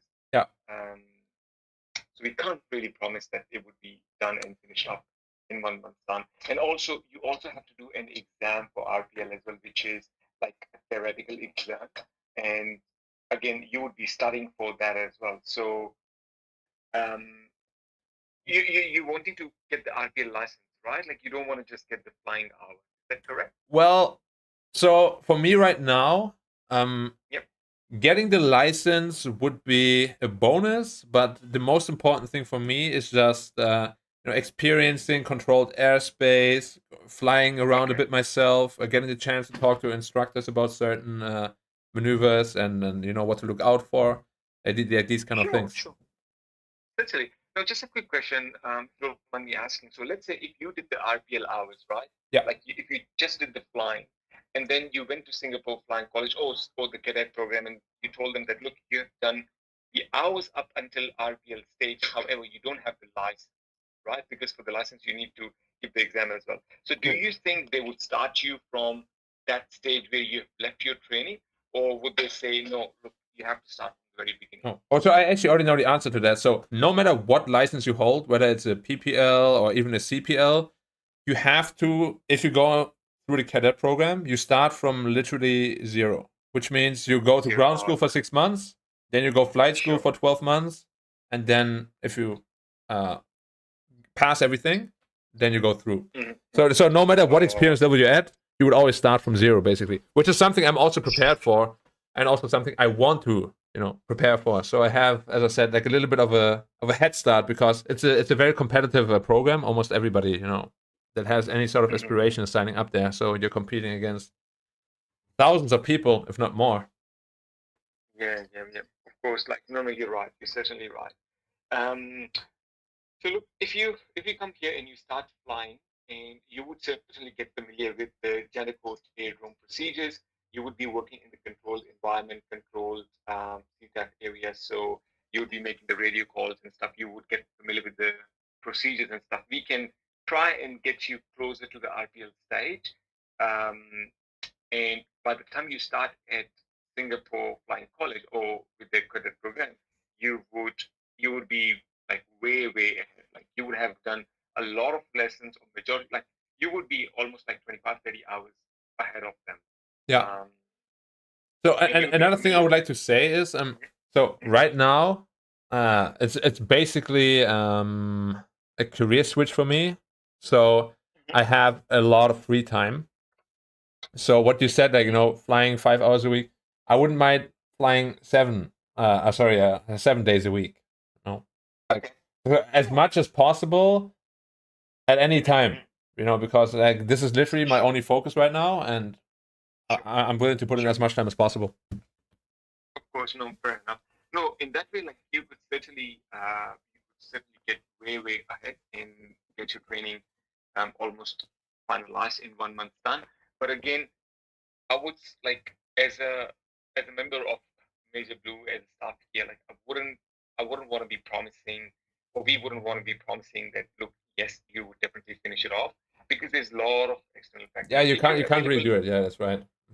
exactly. So if you're available 5 to 7 days a week from morning till evening, yes, you have got a lot better chance of completing RPL within 1 month's time, provided all the aircrafts are available, provided the weather holds up for you, provided you are improving as well with each and every flight. Um, so yeah, but again, we can't really promise that yes, you would because if you don't, then look, it's not good for our um, relationships. Like I would say it's realistic, but we don't want to promise that yes.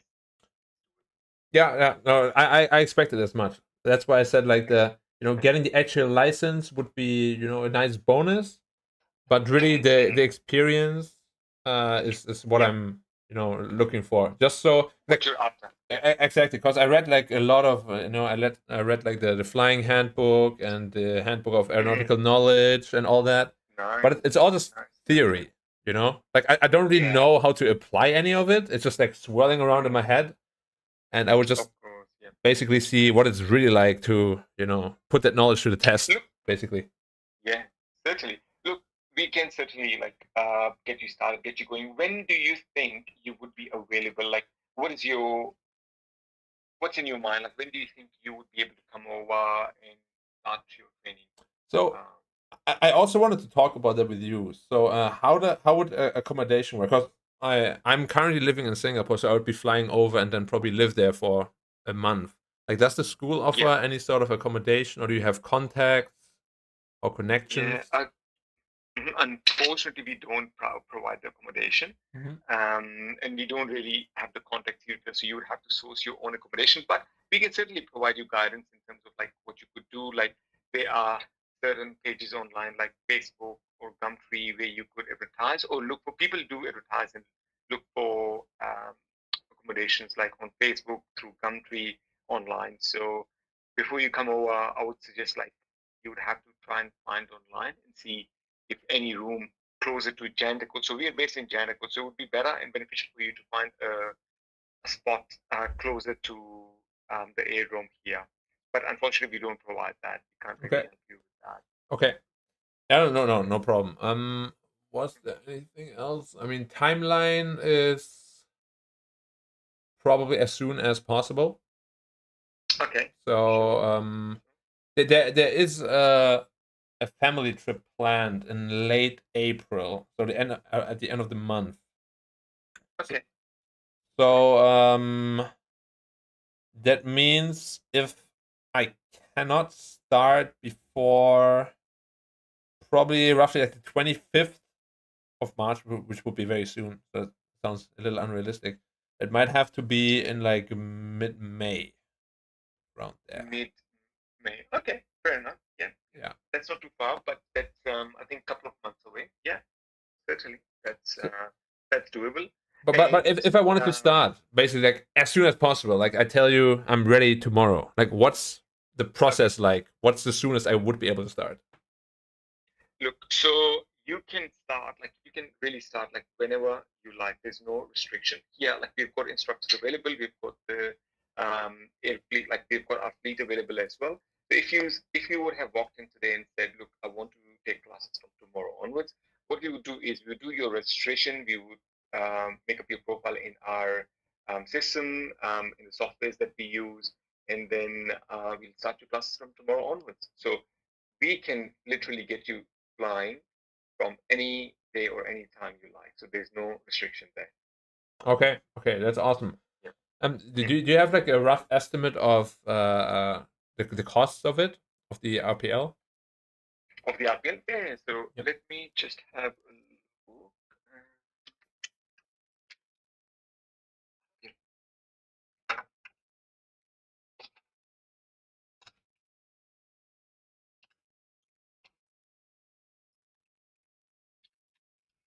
Thank you very much. So with the total cost of our RPL program is around roughly $18,500. However, it's based on your performance as well. So if we were to repeat any sort of flights, then obviously that would incur additional costs. Now in RPL, like we do have roughly around, you could say 22 to 23 hours. We do have around 27 hours worth of briefing time as well. So that's all included. However, again, like I said, like it really depends on your performance. So if you're performing well, like if you don't have to repeat any lesson at all, then $18,500 Australian dollars is RPL cost. But if you repeat a few lessons like circuits and stuff, then obviously it would add up. Okay.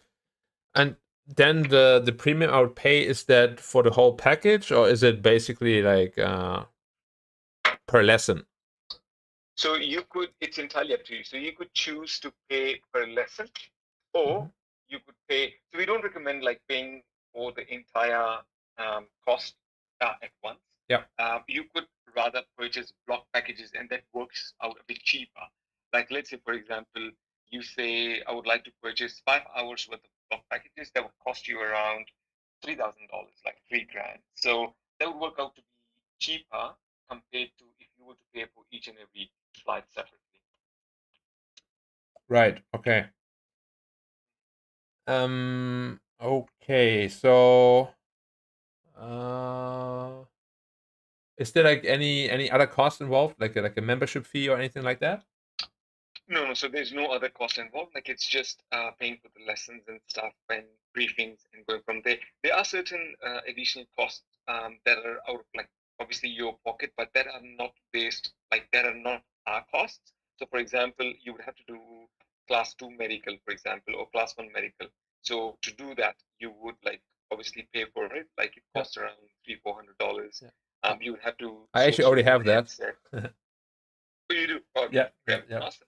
So your theory books, you have to pay for it, like your theory exam. If you do, like you have to pay your uniform again, like you would have to purchase your uniform. So those kind of costs they are there, but they're not school related. They are just your own personal items. Okay. Well, then, could you write to me whenever you can, like what I would, or like basically a course program would probably have all that information, right? Like what I would need, what additional things I'd need, and all that. Okay. So just the like snapshot of the costs involved and what Cost extra bits involved, and pieces items you would be looking at. involved, correctly. Yeah. Okay. Yep. Yep. Yep. No worries at all. I'll get it sent out to yourself. Okay, awesome. Thank you very much. All good. No problems. My pleasure. Is that everything that you wanted to know? Yes. The only thing that I would require some assistance with is potentially finding some lodging, some accommodation around the area. So, Okay. any sort of recommendation you have would be very welcome. Yeah, certainly. Like as I said earlier, like it's better for you to get like an accommodation like near the airport, Yeah. because it would be like easy for you to drive to and back from the airport. Correct. Near Janicourt, like near the south um, of Perth City. But again, see like where you find. You could always like if you find any suitable accommodation and if you have any questions about the area, what it's like and all that, like you could always like you're more welcome to send me a message via Facebook or even WhatsApp if you'd like, and we can have a discussion. Yeah. All right. Wait, did I have any other questions? Oh, yeah. So, the general weather during this time of the year in Perth, is it like, Mhm. is it pretty predictable or is it quite wild out there? So right now, so when you are coming in, like in May, so May June would be okay. However, going forward from June onwards, because you would be entering into winter and there may be some delays in the flight because of the rain, because of low cloud base and stuff. So start of the May would be fine, June would be fine, but do expect like from July, August, like in August we do get a patch of a couple of weeks where we can't really fly because of the cloud bases and also the rain and visibility and all Okay. Gotcha. Understood. that. But right now it's not too bad. Like we are in summer and we're slowly entering into winter. Okay. So, from now all the way until July should be okay. Yeah, All right. Gotcha. Awesome. Thank you so much. no problems at all. Thank you. Thanks for your time, and we will chat again. Yeah, we will. Thank you. Thank And you. Thank you. yeah, just send me whatever, information you Yeah, can, and then yeah, we'll be in touch. sure. I'll send you a message. Okay, So yeah. my name is Ahmed. So obviously you've got my name through WhatsApp as well. Yeah, But again, if you have any questions, shoot me a message. Okay. will do. Thank you so much for your time. That's a pleasure. Yeah, thank Enjoy you. it. Bye Thank bye. you. Bye bye.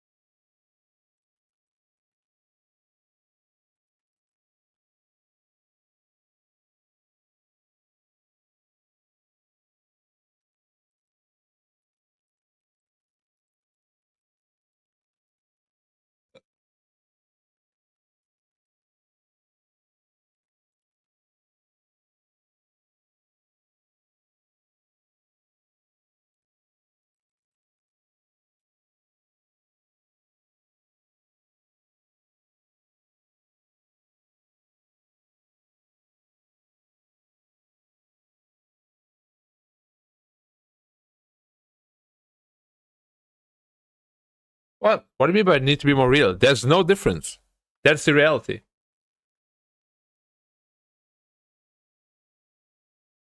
That is the only difference. They fly different aircraft. That's it. And this is also real. Like some people feel more pressure when more is on the line or like a bigger name is on the line. I'm not making shit up.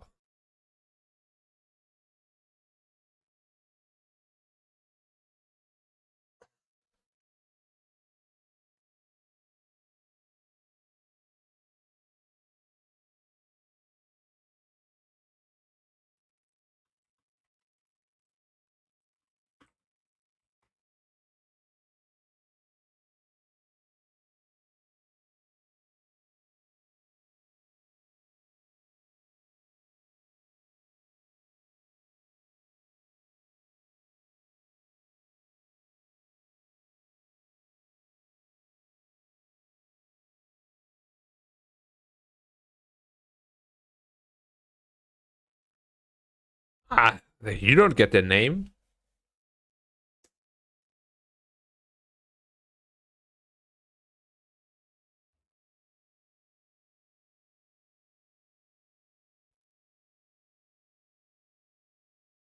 I don't know the names and I don't know the flight number already.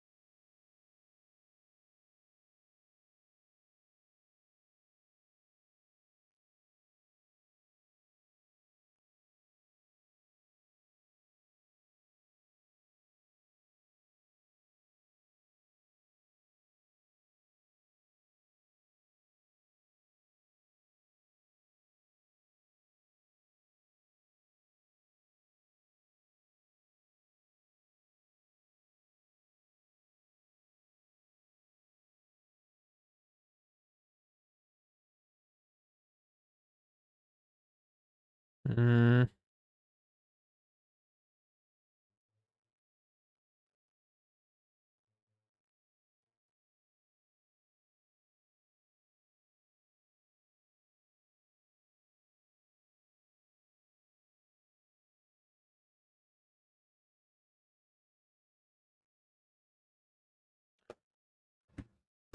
Okay.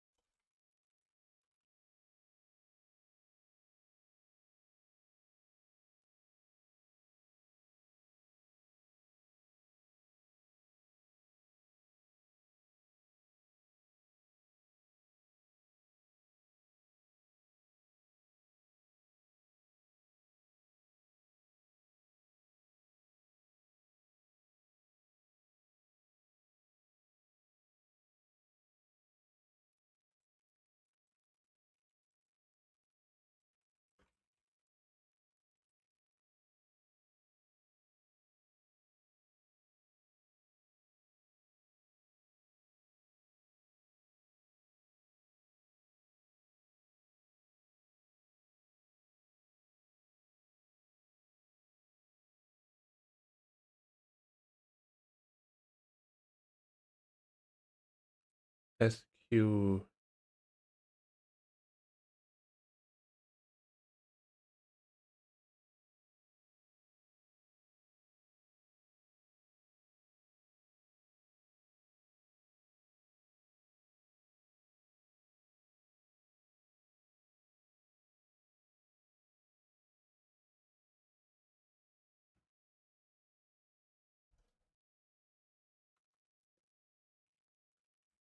Lights SQ.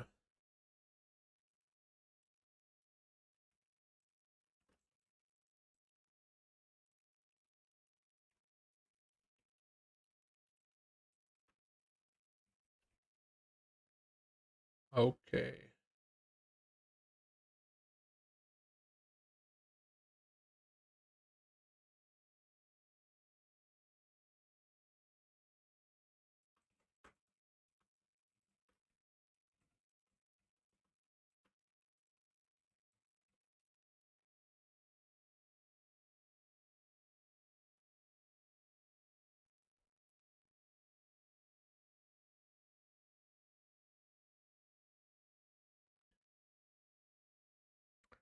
All right. Let's hunt a bit.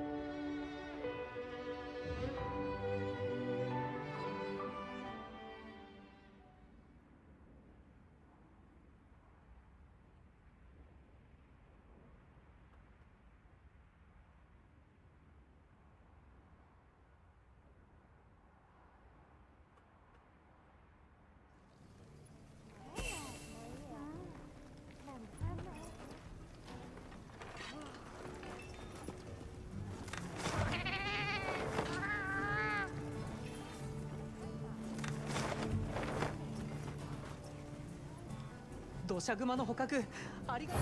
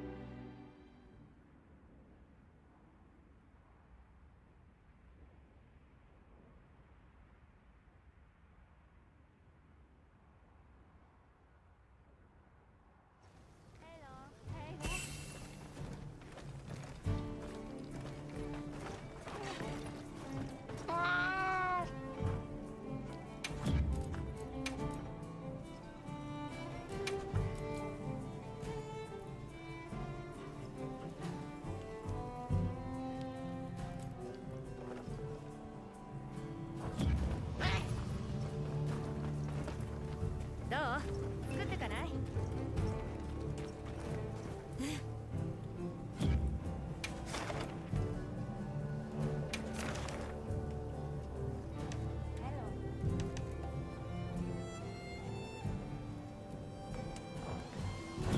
はい、了解です。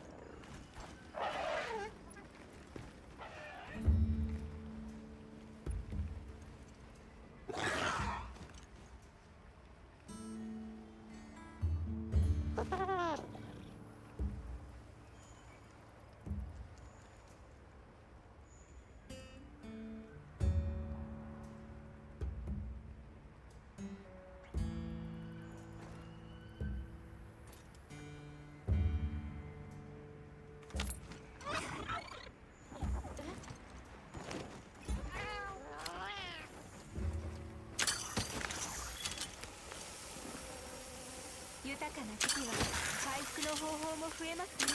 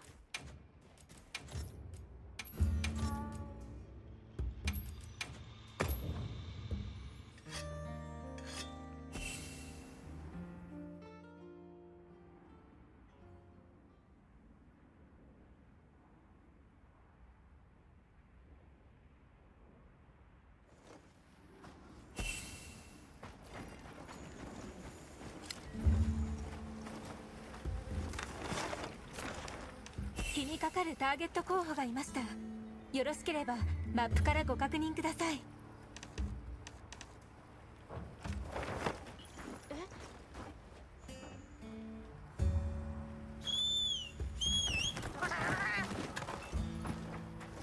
はい。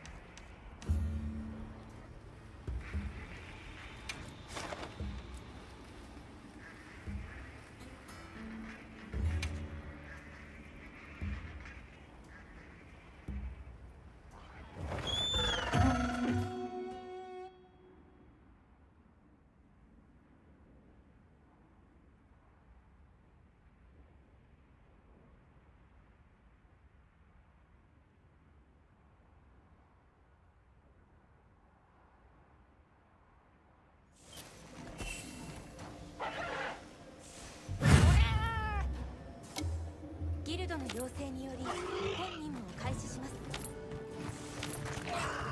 支給品です。これを利用しましょう。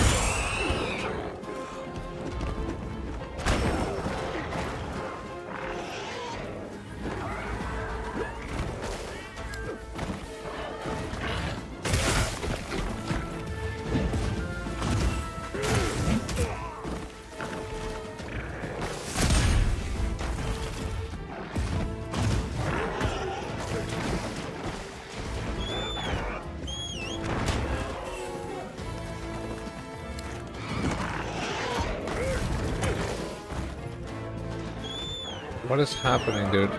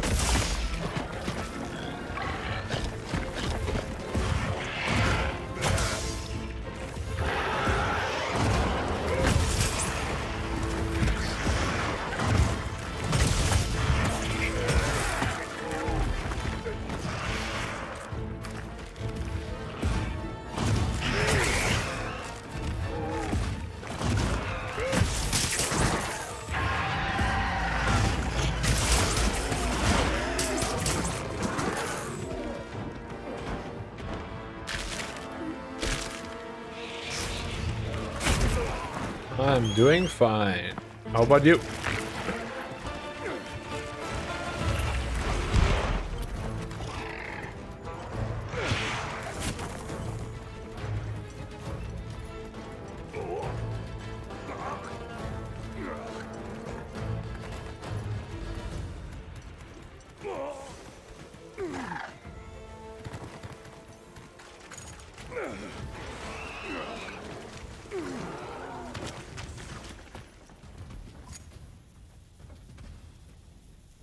What is that thing, dude?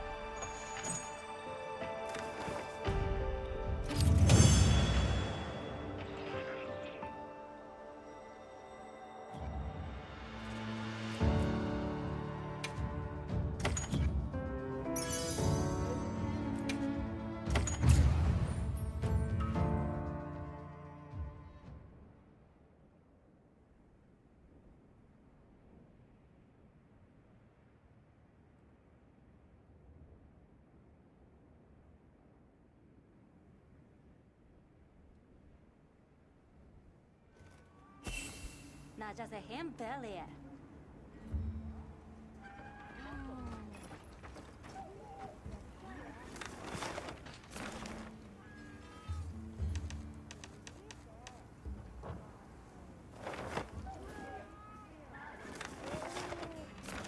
Hmm.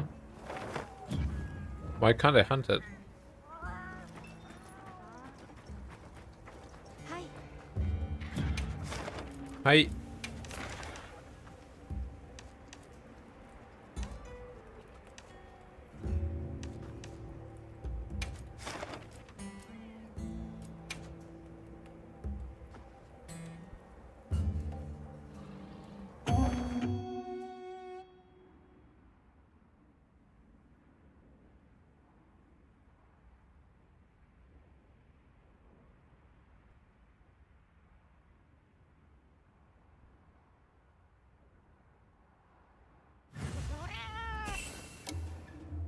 クエストを開始します。準備はよろしいですか？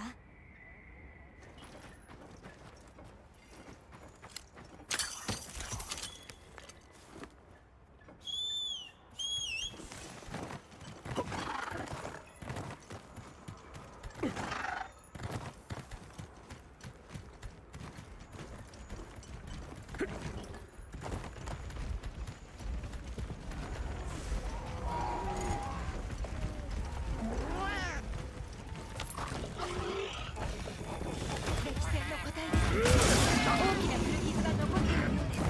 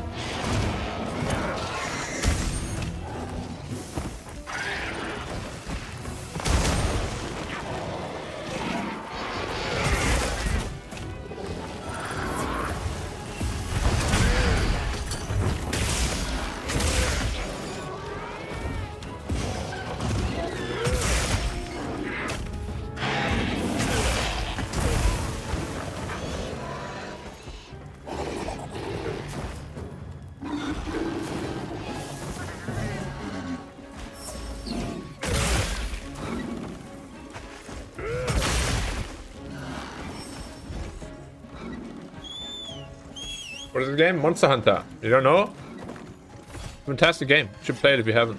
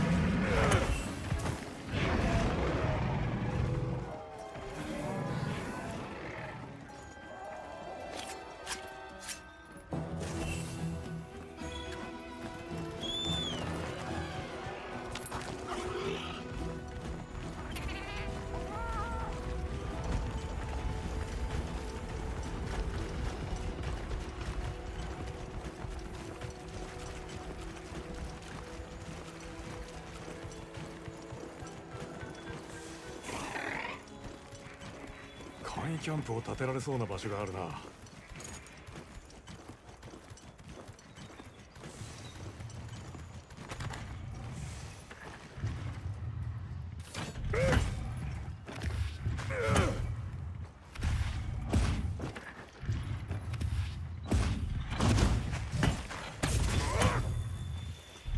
Nice. Dude, I hate this camera, man. This auto-locking camera is so dumb.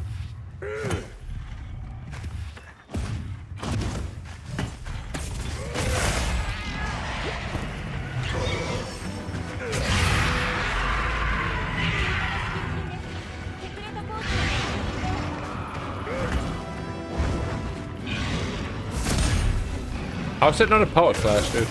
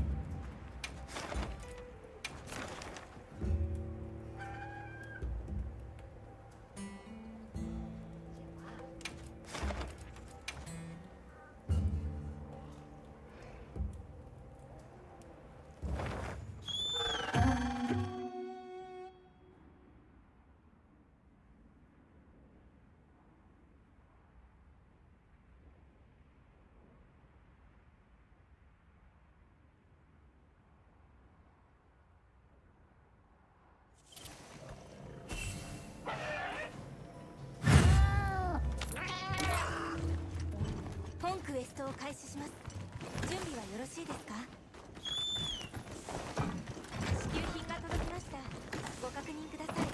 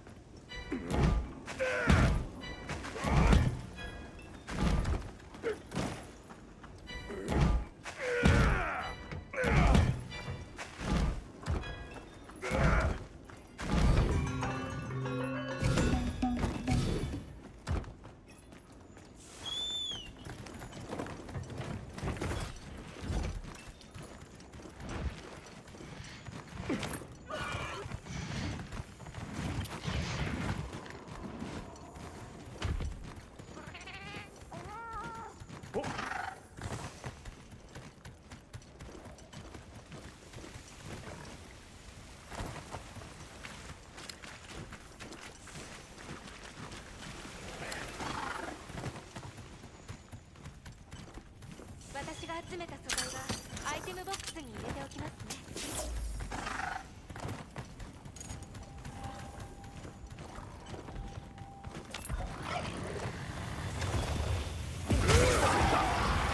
大きな古傷が残っているようです。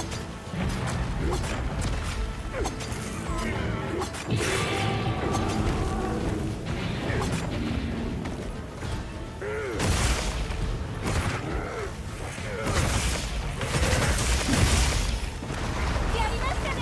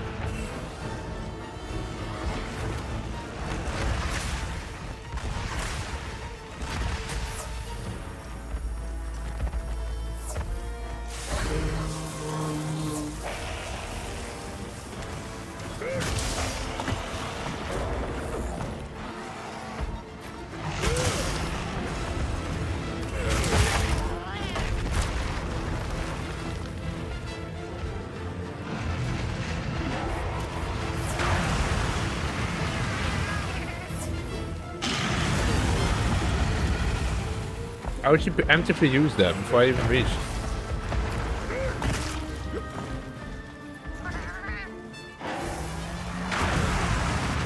Alright, bro. Oh, he has a revive for me.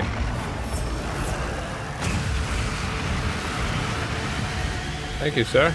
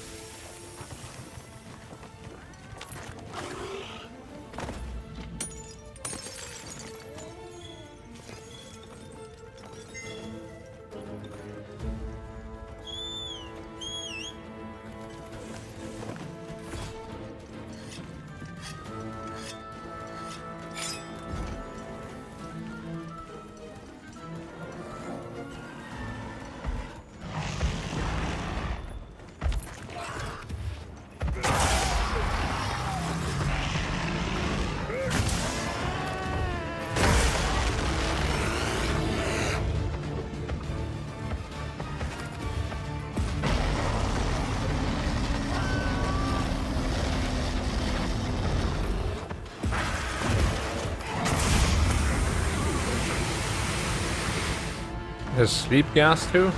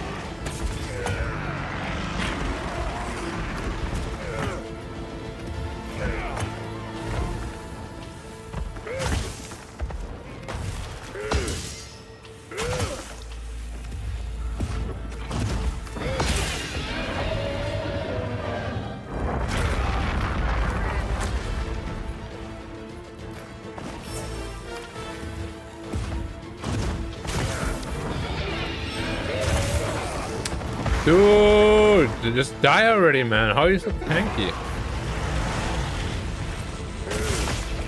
Thank you.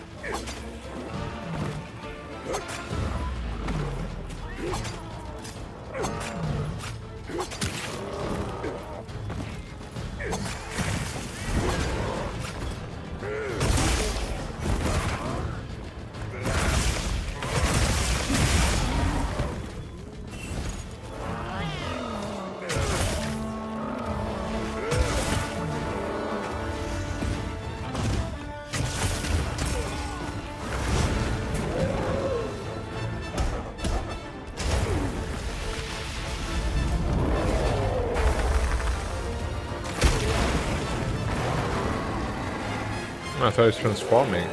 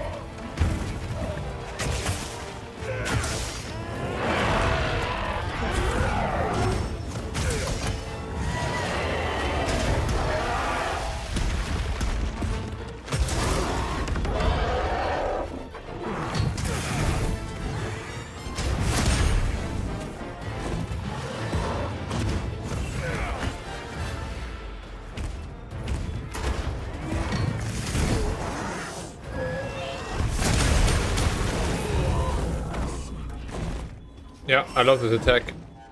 So bugged.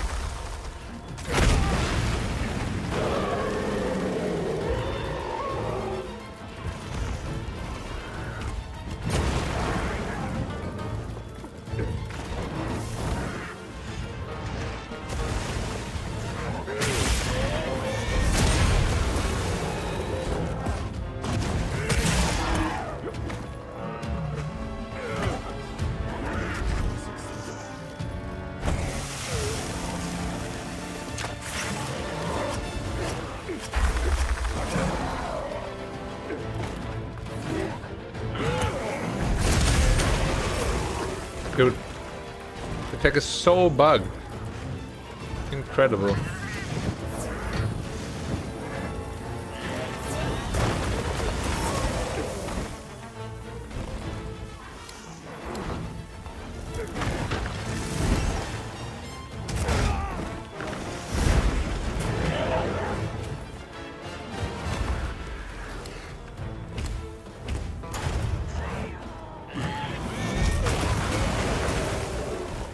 And now it's not even...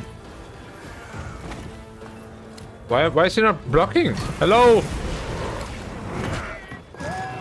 Oh my god, you can't block like that. That's ridiculous.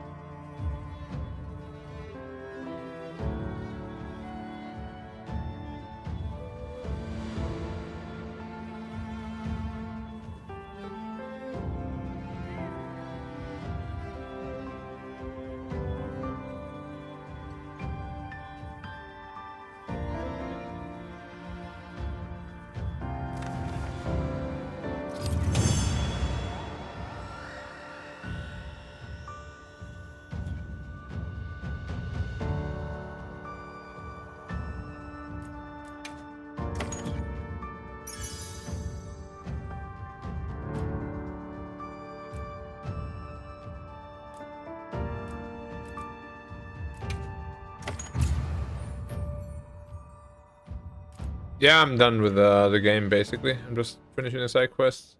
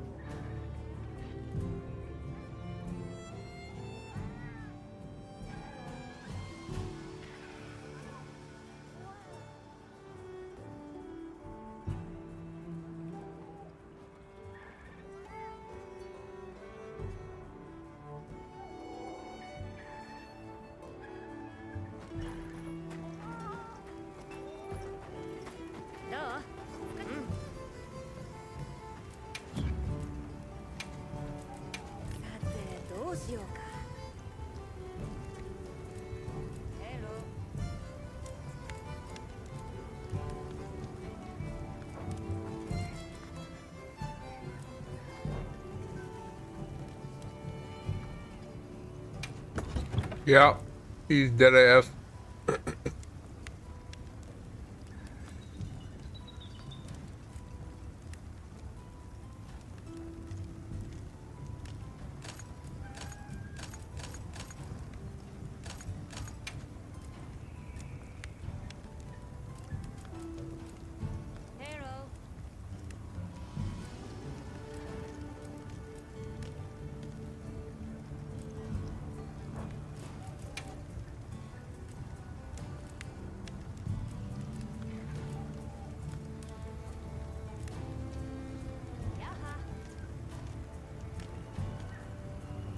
What?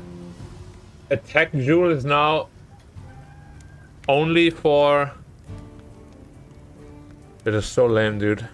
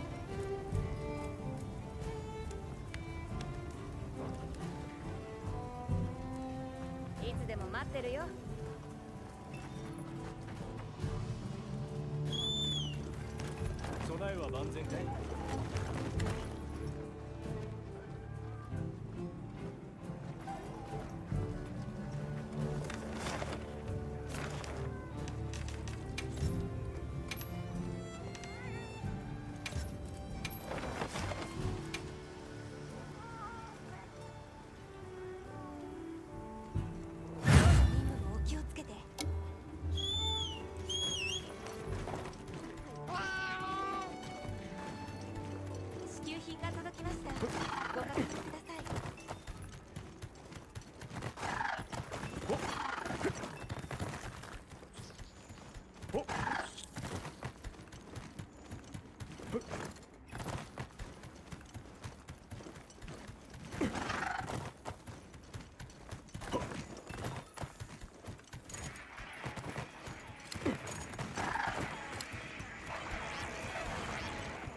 来ました。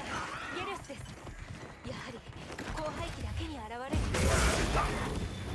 最適な安全確保のため、これはより詳細な影響調査が必要です。狩猟お願いします。了解。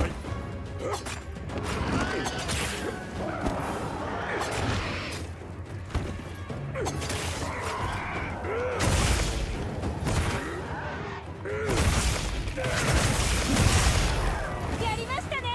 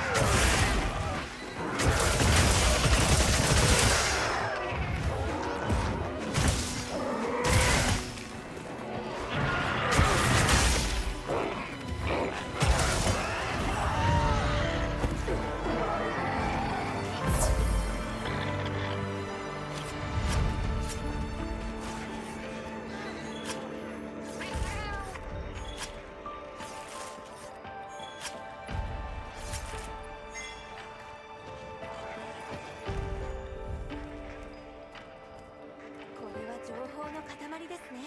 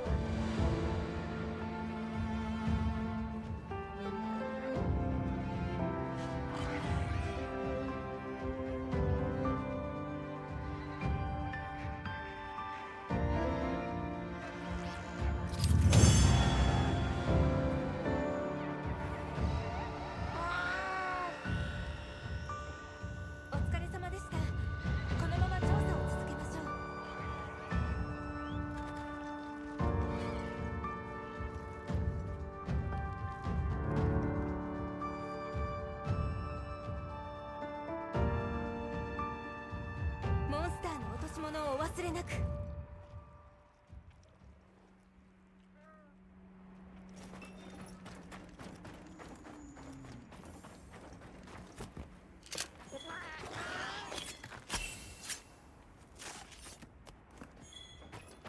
はい。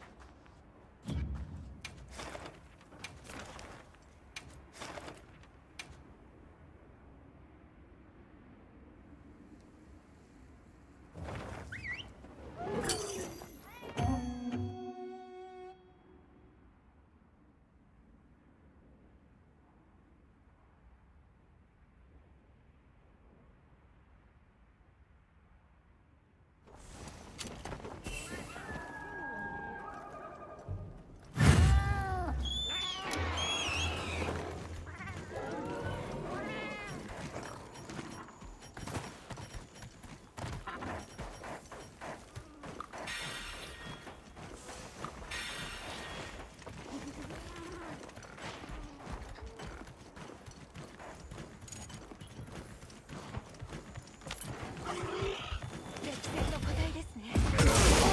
傷が残っている。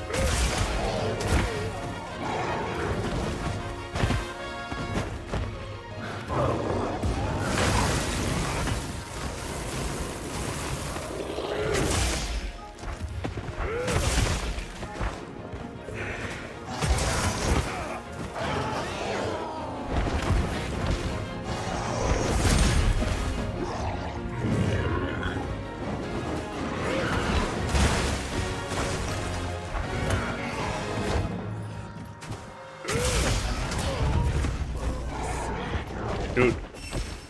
I dealt like 2,000 damage after it showed weakness. And I still didn't kill it. That's ridiculous.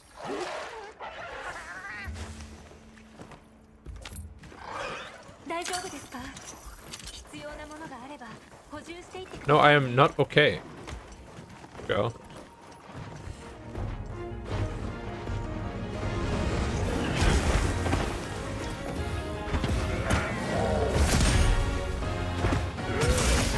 Oh, of course, it was one hit. Naturally.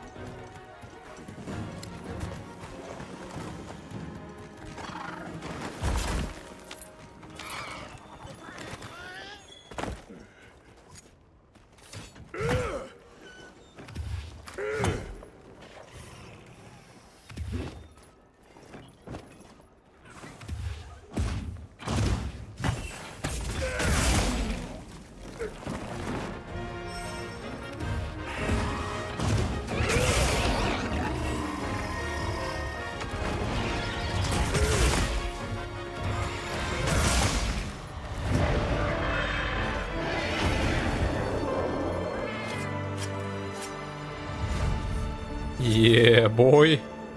Wyvern gem, boy.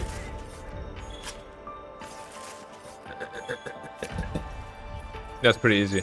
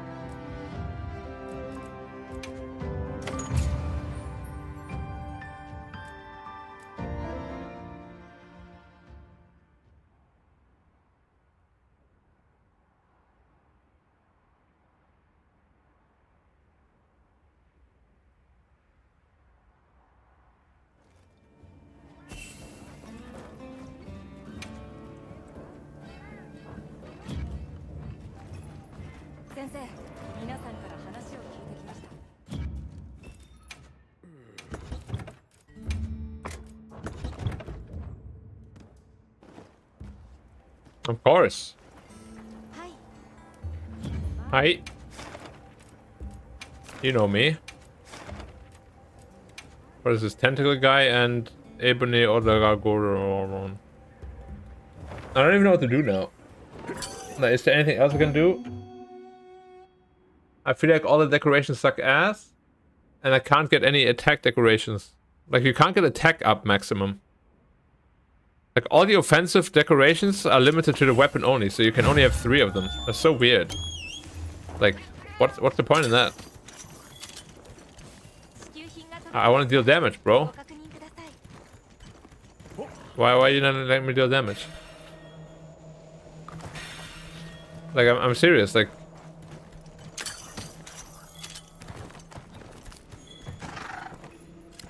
I want to deal damage, but I can't deal damage.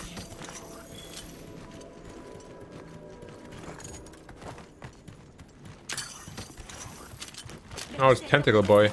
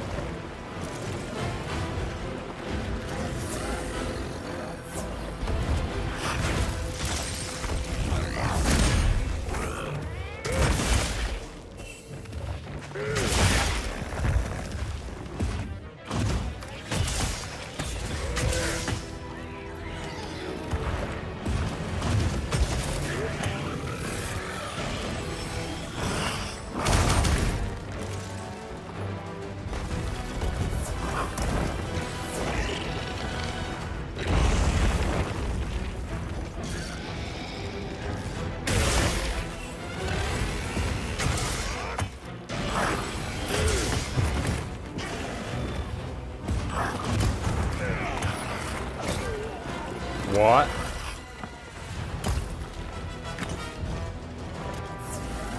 Is this me or is this damage that completely overtuned?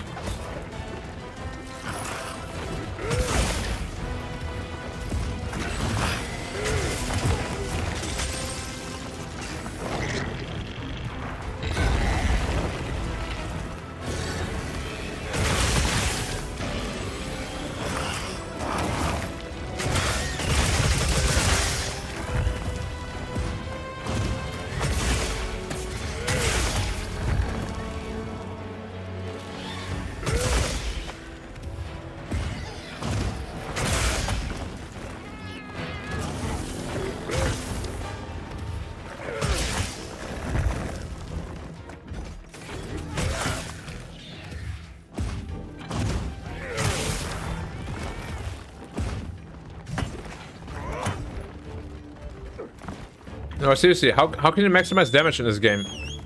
If you only have 3 decoration slots, and they're not even like level 3 decoration slots.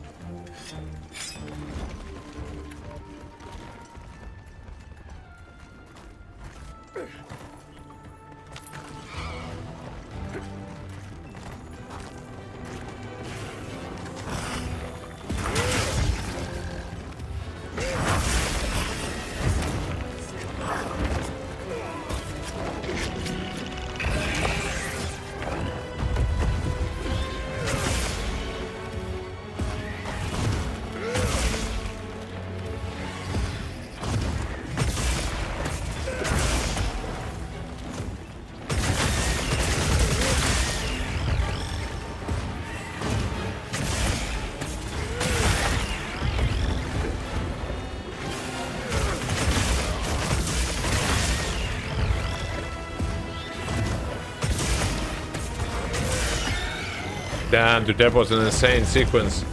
Holy shit, I just destroyed him so hard. 切断部位の素材剥ぎ取りをお忘れなく。 Where's his arm? ああ、 No. またお声掛けください。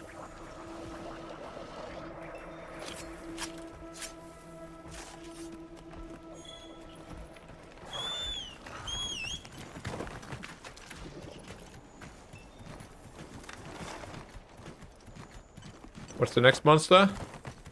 Oh, Ibn Odagon. I don't like that guy. He's too nimble. He's a anti-greatsword guy.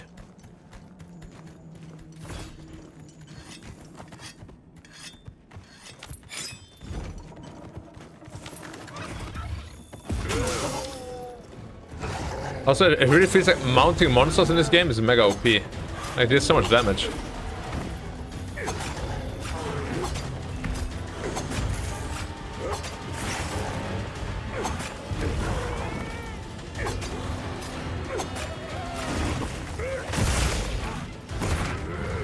Look at this damage. Ridiculous.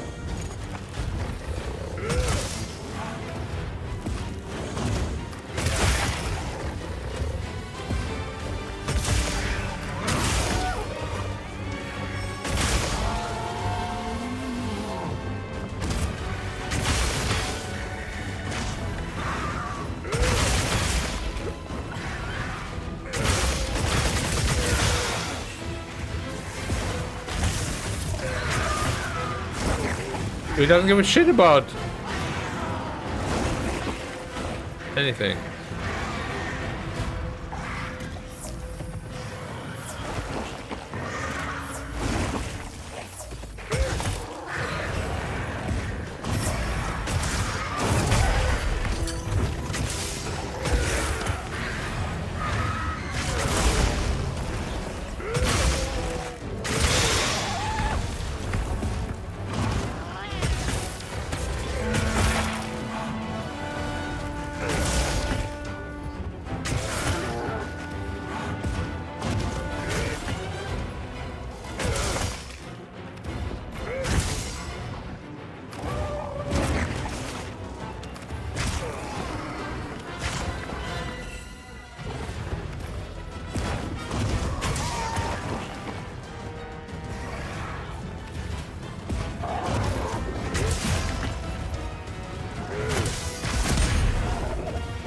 The classic mid-fight meal expiry.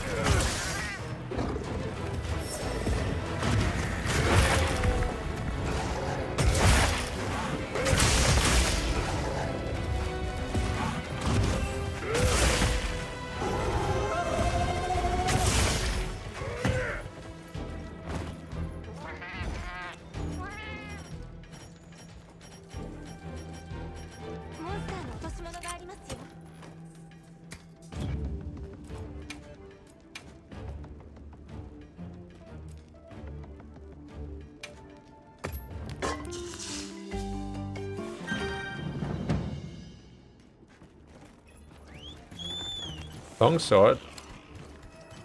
You know who you're talking to? I'm Giga Chat. Longsword. What?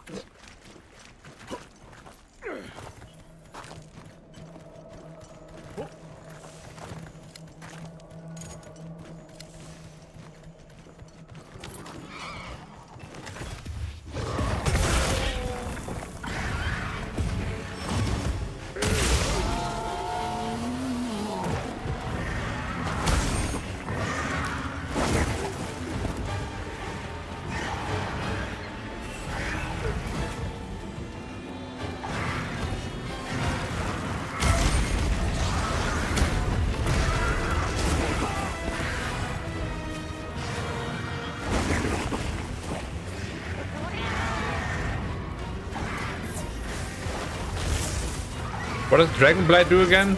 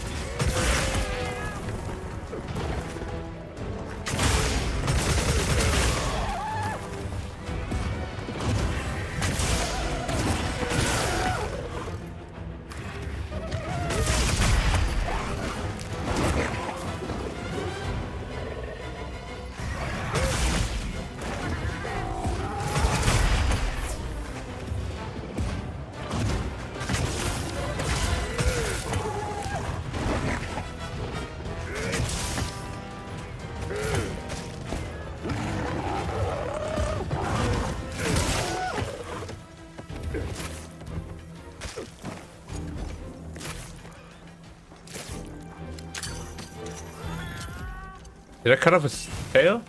I think I did, right? Oh, I'm bleeding.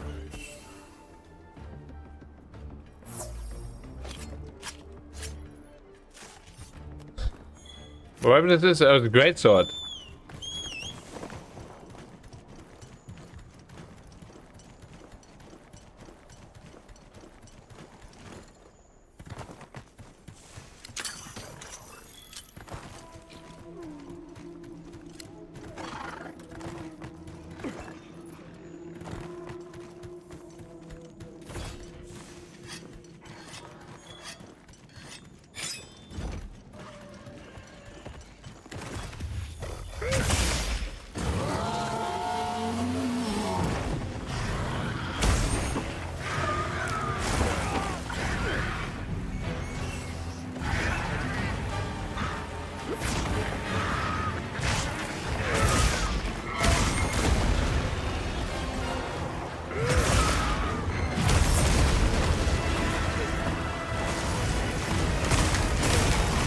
Where is he? I can't see him. What the hell?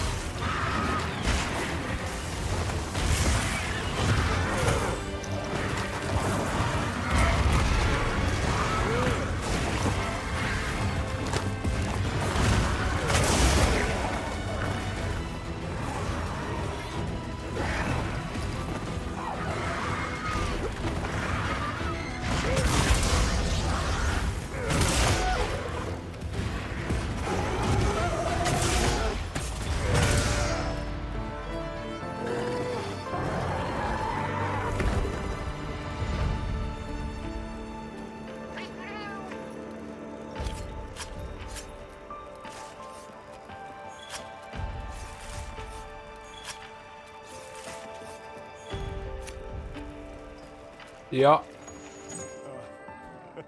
He's dead.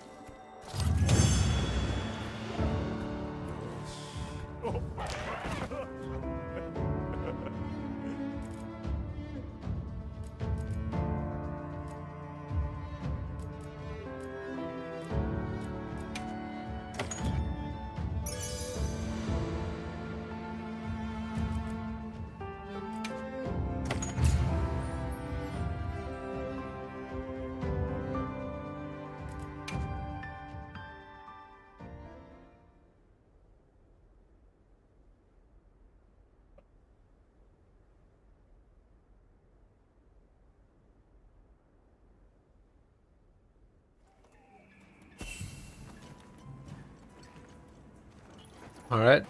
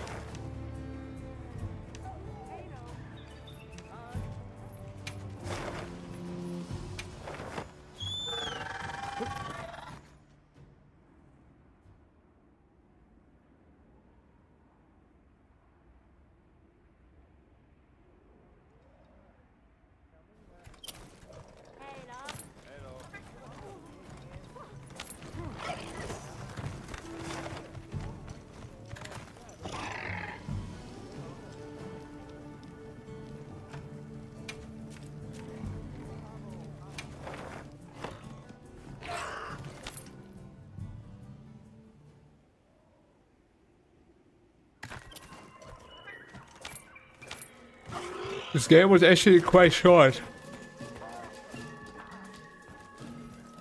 きてなさい。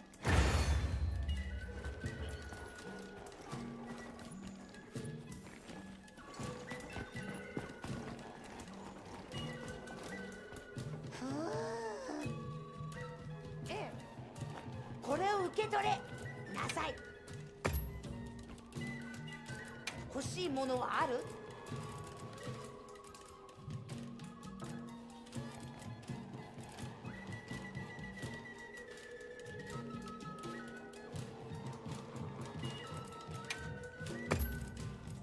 偉大なる我々に期待なさい。え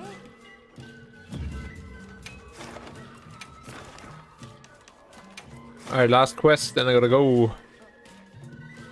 Who are these guys? I don't know who I'm fighting.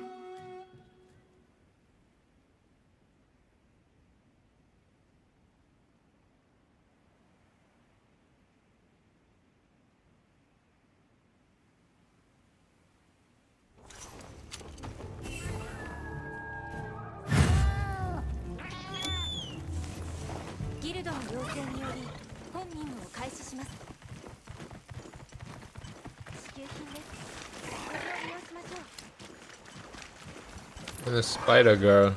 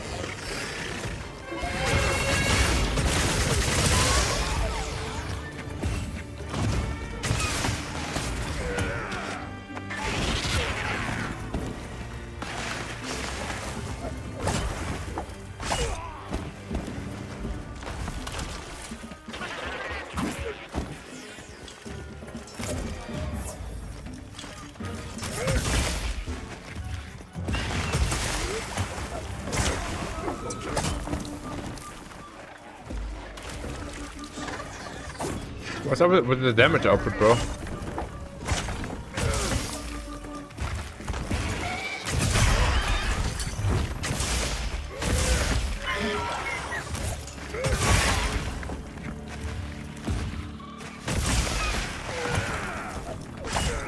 Our damage output is wild.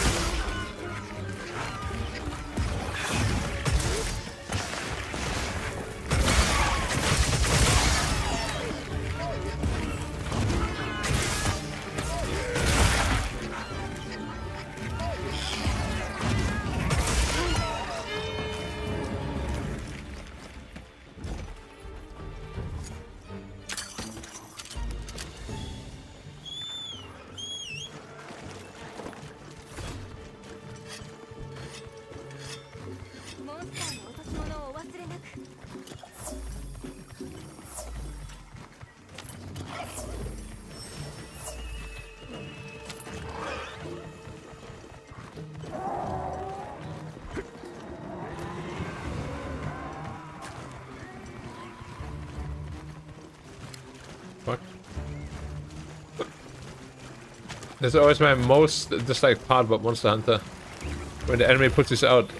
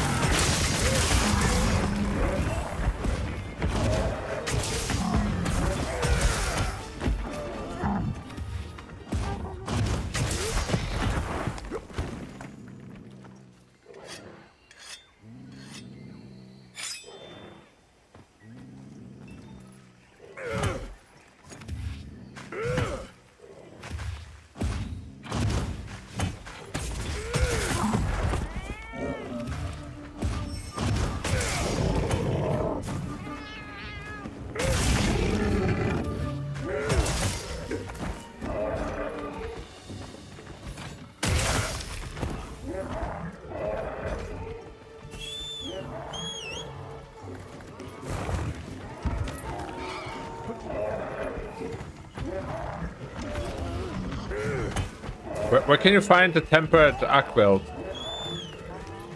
Does he exist?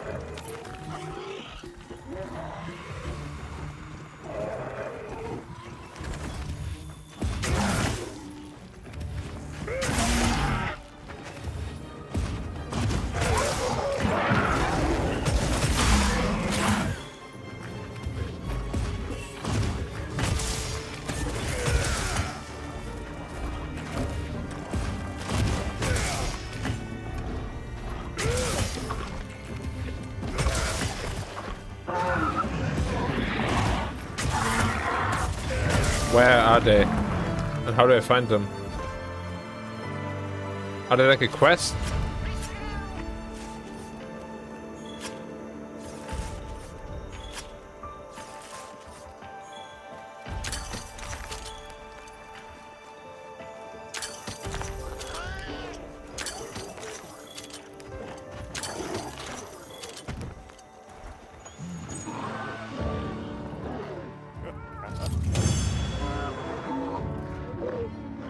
Oh. So there's no quest for it?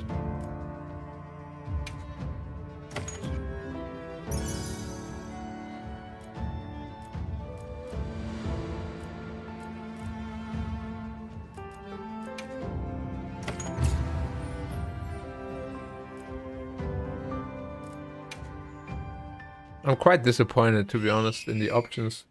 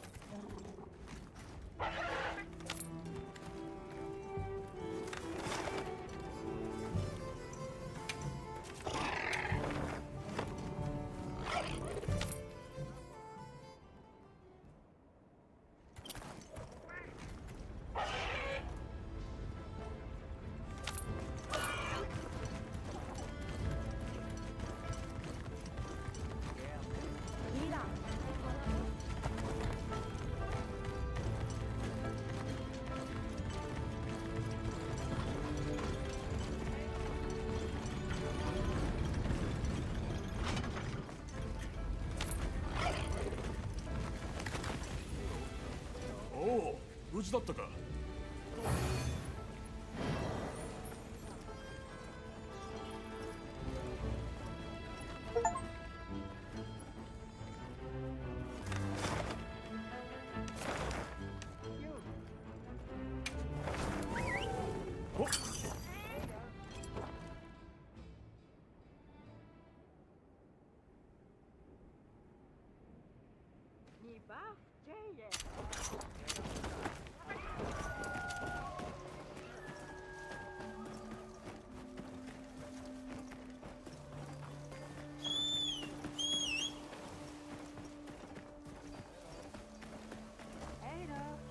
聞いたぞハンター。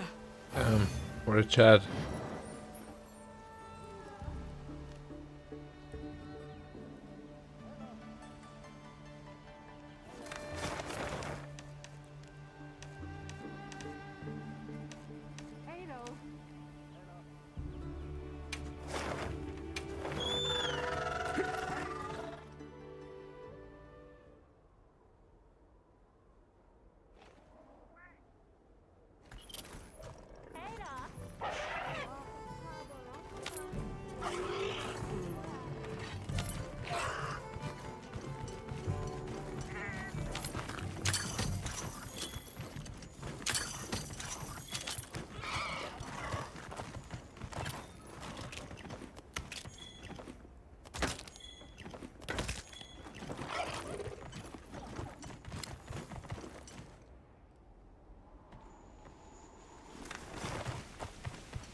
Lost.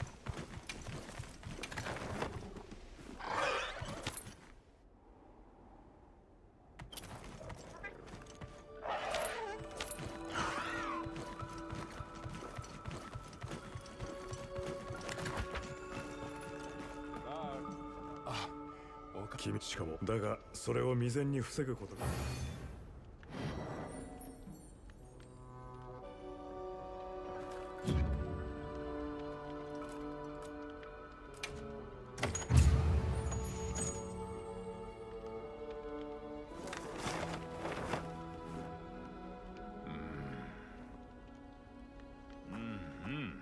お待たせしました。どうぞ。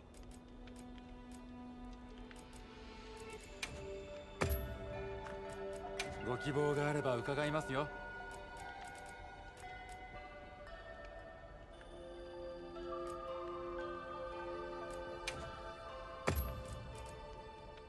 どうかお気をつけて。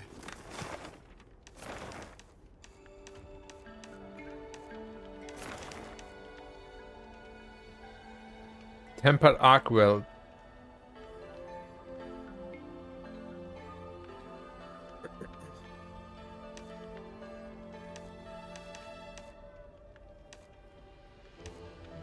Wait, wasn't there a way to save it as like an investigation or something? How do you do that?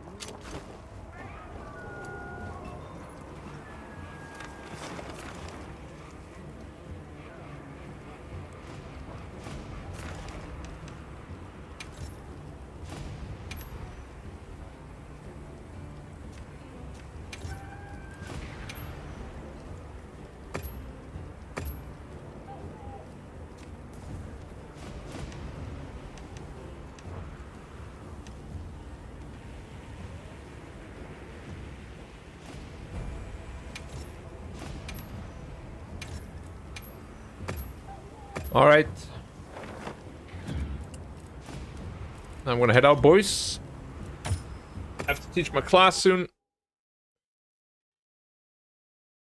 I wish you guys a good evening. Thank you for watching. And bye-bye. Take care. Don't forget the Wright brothers. built the first airplane.